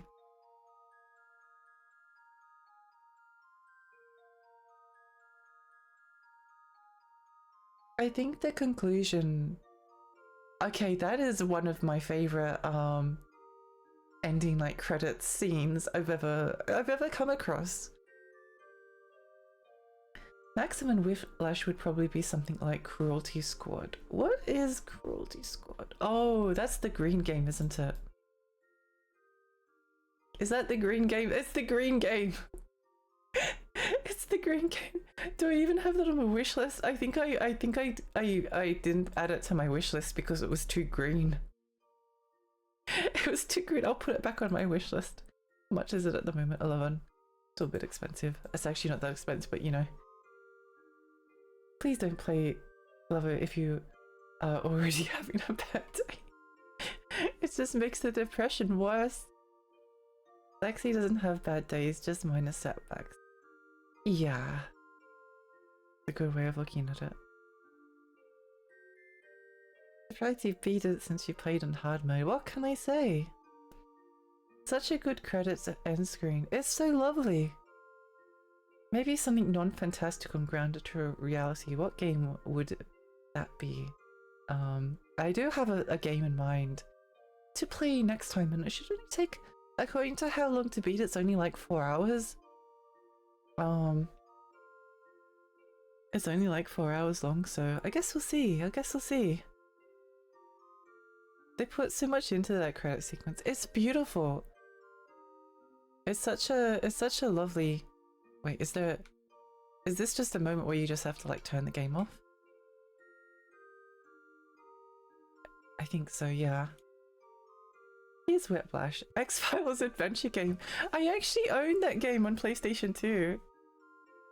It's 5:30 AM and I have to go pass out. Thanks so much for streaming this game. Thank you so much for coming. I really appreciate it. We'll probably raid out now. We'll probably raid out now, I think. Because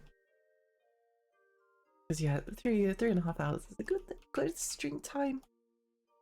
I guess it would have been pretty tiring to beat this game yesterday anyway. So it ended up working out quite well. I was just worried yesterday that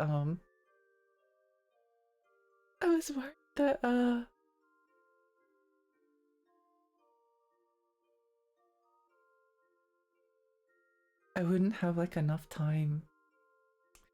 I'd like finish it in like the space of an hour. I guess I didn't have to worry about that. Oh, okay, that's great.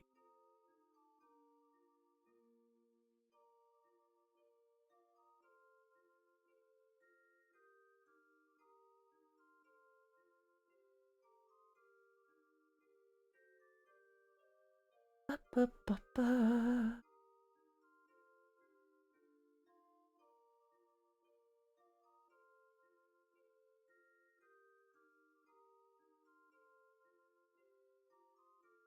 What is Jaruna playing? Jaruna's playing something interesting.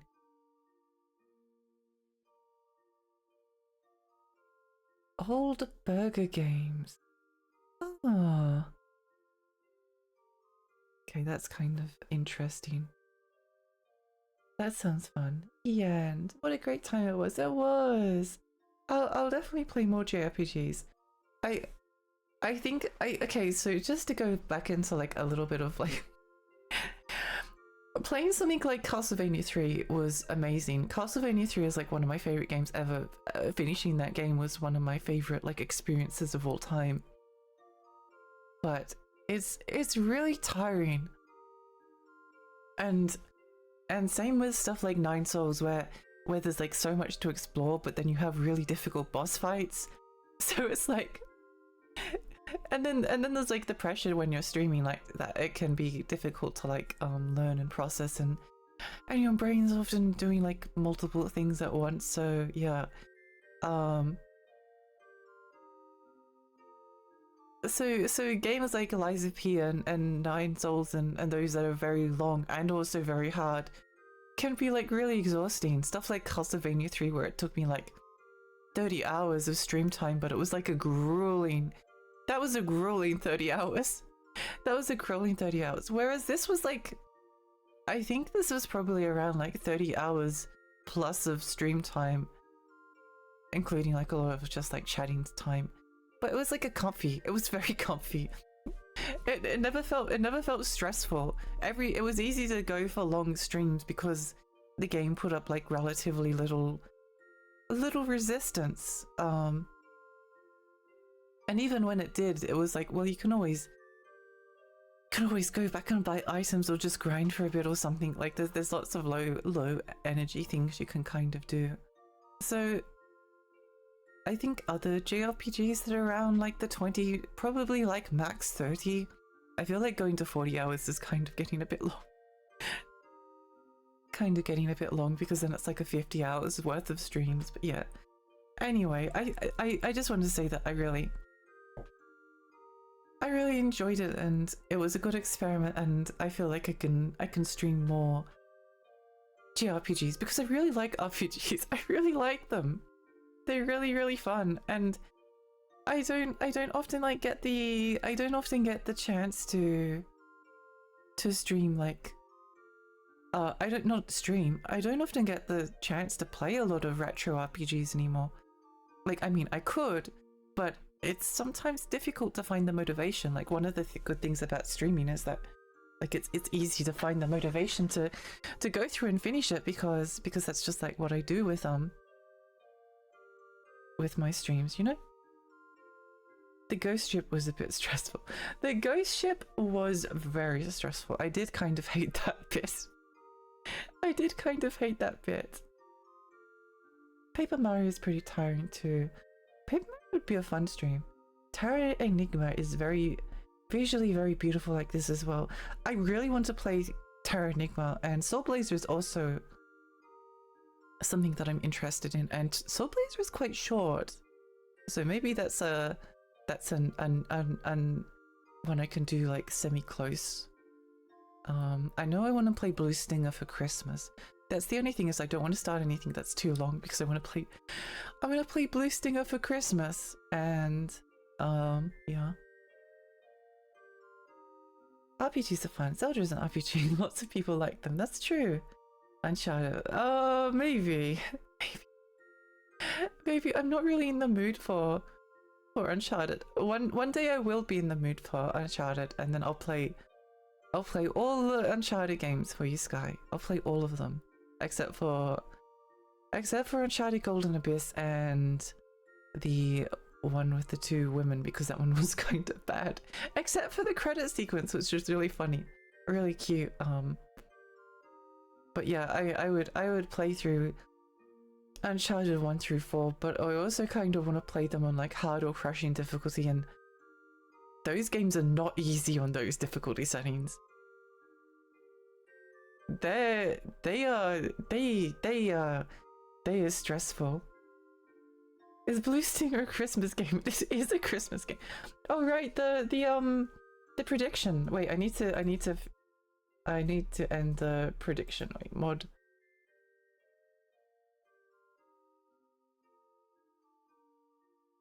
Wait. I don't actually have mod.